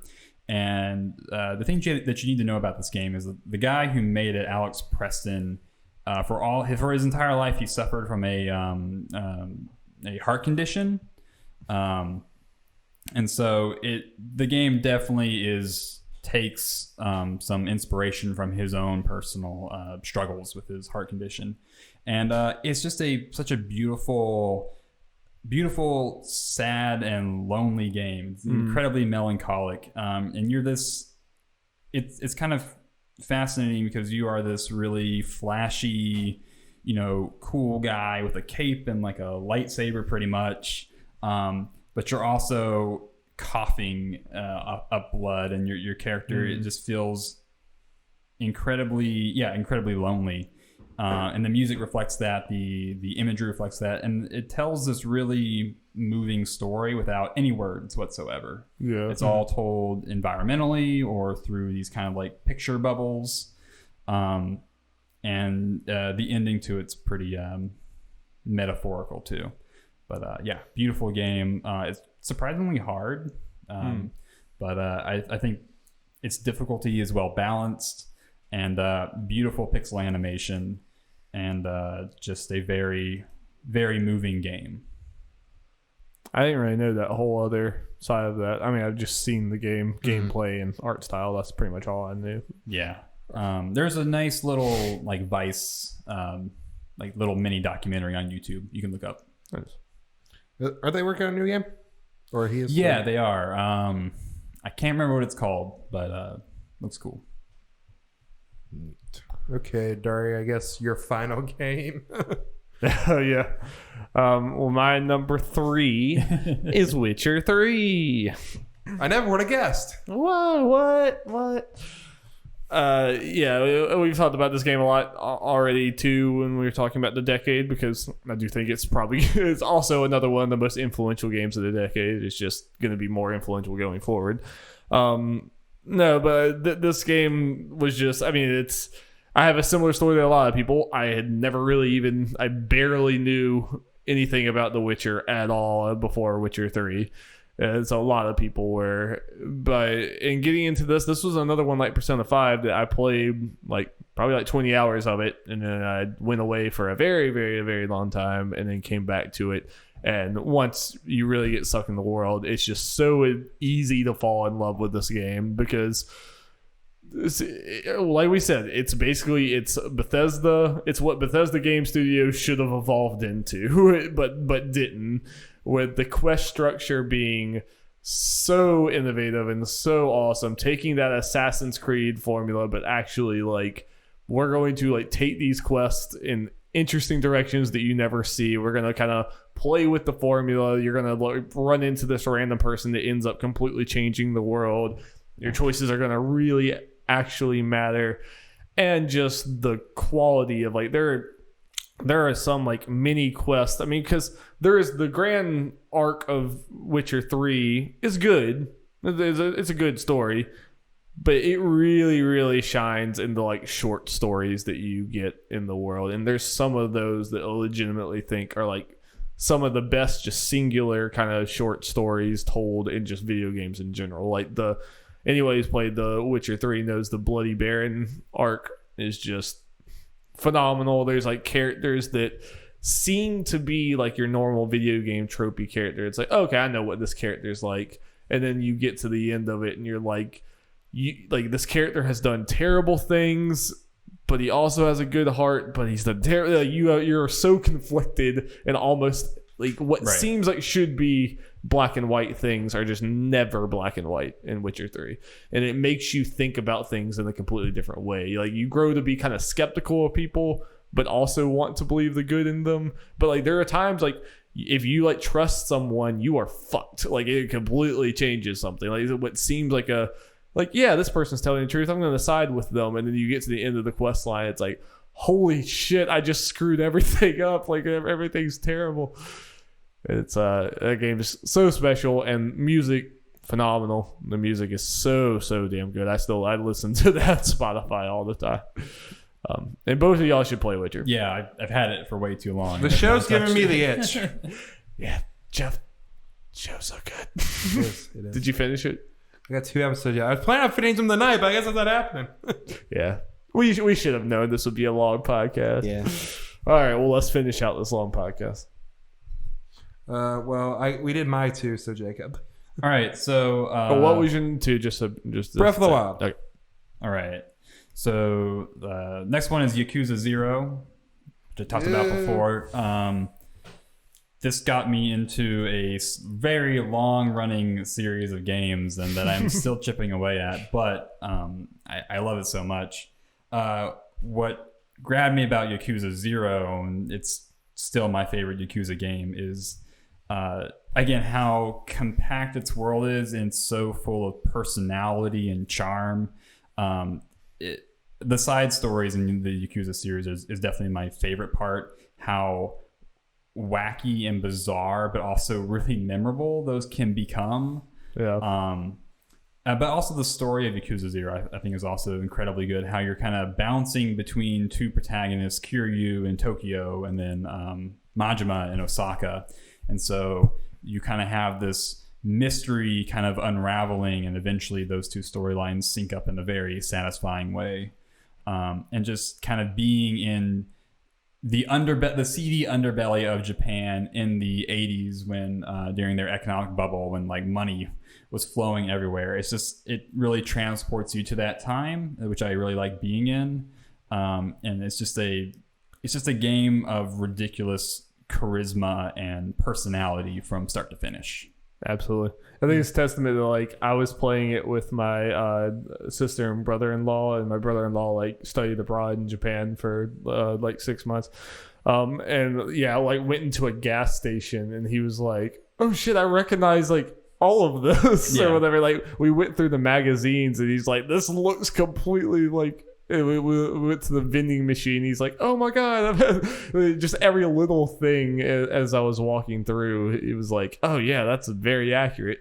Yeah, I mean, it's a game that has you beating up drunk people on the street and then singing karaoke in like the first 15 minutes. Yeah. It's amazing. So good. I guess, should I go on to my last game? Yeah, I guess I can say, or my last one is Last of Us and Red Dead Redemption. So that's two and one. So yeah. All right. And well, so, Jeff, just finish off yours because we'll let Jacob be the last thing. Sorry, you're not done yet. I'm the only one that's done. All right, you go ahead, Jacob. Sorry, Jeff. I'm so sorry. All right, and so my final game on here for my top 10 of the decade, not in any order, is my game of the year last year is Return of the Obra Dinn. Yeah. By Lucas Pope, the guy who did Papers, Please. Mm-hmm. I love everything about this game so much. It's such a me game where it's set in the 19th century and involves this kind of story of the ship mysteriously returning to port, and you are a claims adjuster for the East India British Company. Yeah. And your job is to figure out what happened to all 55 members aboard the Obra Dinn so the company can pay out insurance to the families.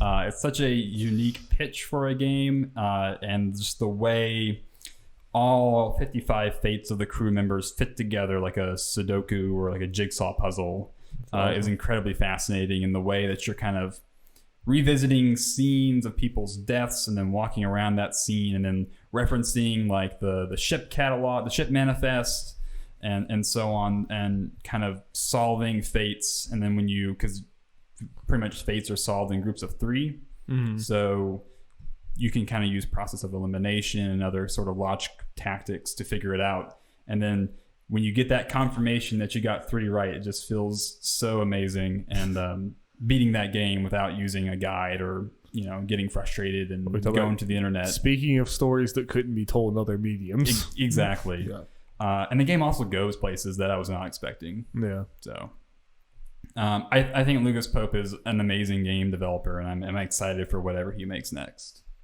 We heard it. That's Jacob's number 1 of the decade, whether he says it or not. Obviously, he also means up there. favorite game of all time. Yep.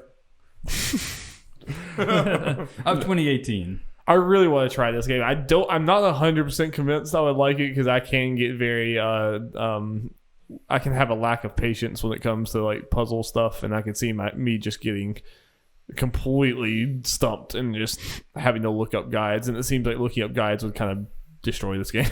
But yeah, it's not a game for everybody. Certainly, no. it is what it is, and like you're like, man, I am not down for this type of puzzle mental math, and I don't know if I would be. off. As much as I respect it, I don't know if I would be, but yeah. I should play it with my sister because she would eat that up, and I would just feed off of her. Yeah, it's a game that I wish I could wipe from my memory, and as soon as I forget enough of the game, I will definitely replay it. So yeah, Return of the Obra Dinn, one of my favorite games of the decade. Hell yeah. All right, Jeff. What's that number 1? Anyone Super Mario Odyssey, baby! Anyone who listens to us would be not surprised at all. Not surprised at all. Darby said Last of Us had the best ending. Super Mario Odyssey does. The way Peach is like, fuck you to both Bowser and Mario. Gold. Yeah, this is definitely a personal pick of mine as far as that one is at the top of a lot of people's list as far as like the decade thing. I mean, it is my number 11 of the entire decade. That is still pretty damn high. Especially for someone like me who doesn't not super I'm talking Mario. as like people in general. Yeah. But for me, this is honestly just a reminder of everything that made me fall in love in video games in the first place with this N64 era with Super Mario 64 and Banjo-Kazooie, with the whole it being just like a 3D platformer playground with all these big open things you can do about yourself to get all these collectibles, and what in a way an evolution of the Banjo-Kazooie systems of like transforming and stuff. You're able to throw Cappy on everything and become that and use those to solve the puzzles of the world and all that and get all the moons, and it's just a joy to play. It just feels so good. I can't think of a better feeling 3D platformer. I can't either. And the fact that the game was just always having new ideas. Like, yeah, it is like, I legitimately can't think of a flaw in Super Mario Odyssey. I think it's a game, like, obviously I like other games more, but like, I don't think I would change a damn thing about it. The main flaw I see people say is the lack of story, but that's just whatever. And that's not what it's going for. Yeah. And there being too many moons, but my response to that is the same thing with people when people say Breath of the Wild has too many shrines. Is these are games that want you to do things at your own pace, that you don't have to do everything to beat the game. Yeah, you can do what you want and be open. And if you're a crazy person and get everything, that's on you. Yeah, like I didn't get all those moons. I didn't get all those shrines. Me and Jeff are different types of gamers. Like I think you go for like getting a lot more of those than I would or whatever. And we both love the game. What it is. Like for these two games, I did it and it was worth it. I mean, I didn't get the Korok season Breath of the Wild because I don't hate myself. But yeah, I think it's gonna be a while or maybe never that something tops Odyssey as my favorite game of all time. It just has everything I love. I can tell, like, gameplay perspective. Like I said, from like I feel like with Odyssey, I'm a lot more like an outsider stepping in here, and even as an outsider, it's number 11. Like if I had the nostalgia you had, it would easily be number 1 too. I mean, because this game is perfect. I mean, I even thought like I was looking at this and it was interesting to me because I remember in 2017 I had Breath of the Wild and then Odyssey right below it, and I remember saying on that podcast, and it's still true. I said, it's close, Jeff. I said it was close. I was like, it's closer than you. Okay, I remember you being happy that, because neither of us really expected me to like Odyssey that much. And then when I had it, Breath of the Wild, Odyssey, I remember you being happy about that. And I said, like, Jeff, it was damn close. It was almost there. And that's still true. That's just how crazy it is when you're doing a whole decade, because those games were super close to each other, and right now they're 4th and 11th. So like that's how razor thin the margin is. There's all those games in between there fit in such a tiny window for me. I just realized I said something that it might be hard for a game to dethrone it, but when there are 2 things that might happen: one, Breath of the Wild 2, if it improves some stuff, Breath of the Wild. That could, and also the fact I believe strongly we are getting an Odyssey 2. Like the fact we did not get DLC for this game is, I think, very telling. I think so too. We did get a fucking Ghost World. That's all I'm saying. Put Luigi in. There was no Boo in the original Odyssey, Darby. That's a crime. It's a crime. It is. Cannot stand. Main villain. King Boo. King Boo. But you know what I'm here he for. was possessing Bowser the whole time. It was Palpatine the whole time. Speaking of possessing Bowser, that ending, the ending of the Maze, where that final thing. Choice. Yeah. All right. Well, that was, I kind of figure, how close are we to 3 hours? Ooh, we gonna hit it. We gotta talk for another 30 seconds, and then we can hit that 3 hours. Well, I think we can say this. This will get us there. This is a record for us, like just in general, as far as recording. What, length? Yeah. Yeah. Oh, yeah. We maybe a stream or 2 that went longer. Yeah. I'm sorry, Jacob. I'm sorry that it was so long, but it was a good one, man. It was a good one. Actually, I am amending my list. The Quiet Man is now game of the decade. He did it. Followed by Left Alive, Busby, the Woolies. How could you say something so controversial? Okay, guys. We'll end it with this, guys. I think it's something we should really do. A spoiler cats review. Yes. We get the Quiet Man for cheap. You guys just drink and have fun. We just play through that game. Hell yeah, let's do it, man. I mean, we keep on making it bets, but we can have a good time with that. I know, but Jacob will never win, so you can't. Maybe this time. I need to finish looking through that stuff for the bets. All right. Look out for that Witcher spoiler cast. Man, I want to talk about Witcher. Look out for that. Rise of Skywalker and Nerds At Large Spoilercast. Do that. We're about to leave. Give me one last cat's nugget. Oh, why are there cockroach people? Oh yeah, I saw that scene. It's horrifying. Not good. God, it's horrifying. And they look like terrible Photoshop like faces on it. It look like I could do that. Like It's not great. Video thing. I think I had $100 million budget or something. Yeah. So have that with Taylor Swift. You look at the comparisons of like the musical and then the CGI characters. It's like you wasted so much money on this. All right, thank you guys. Bye. Goodbye. Don't watch Cats. Don't watch Cats. Don't do it.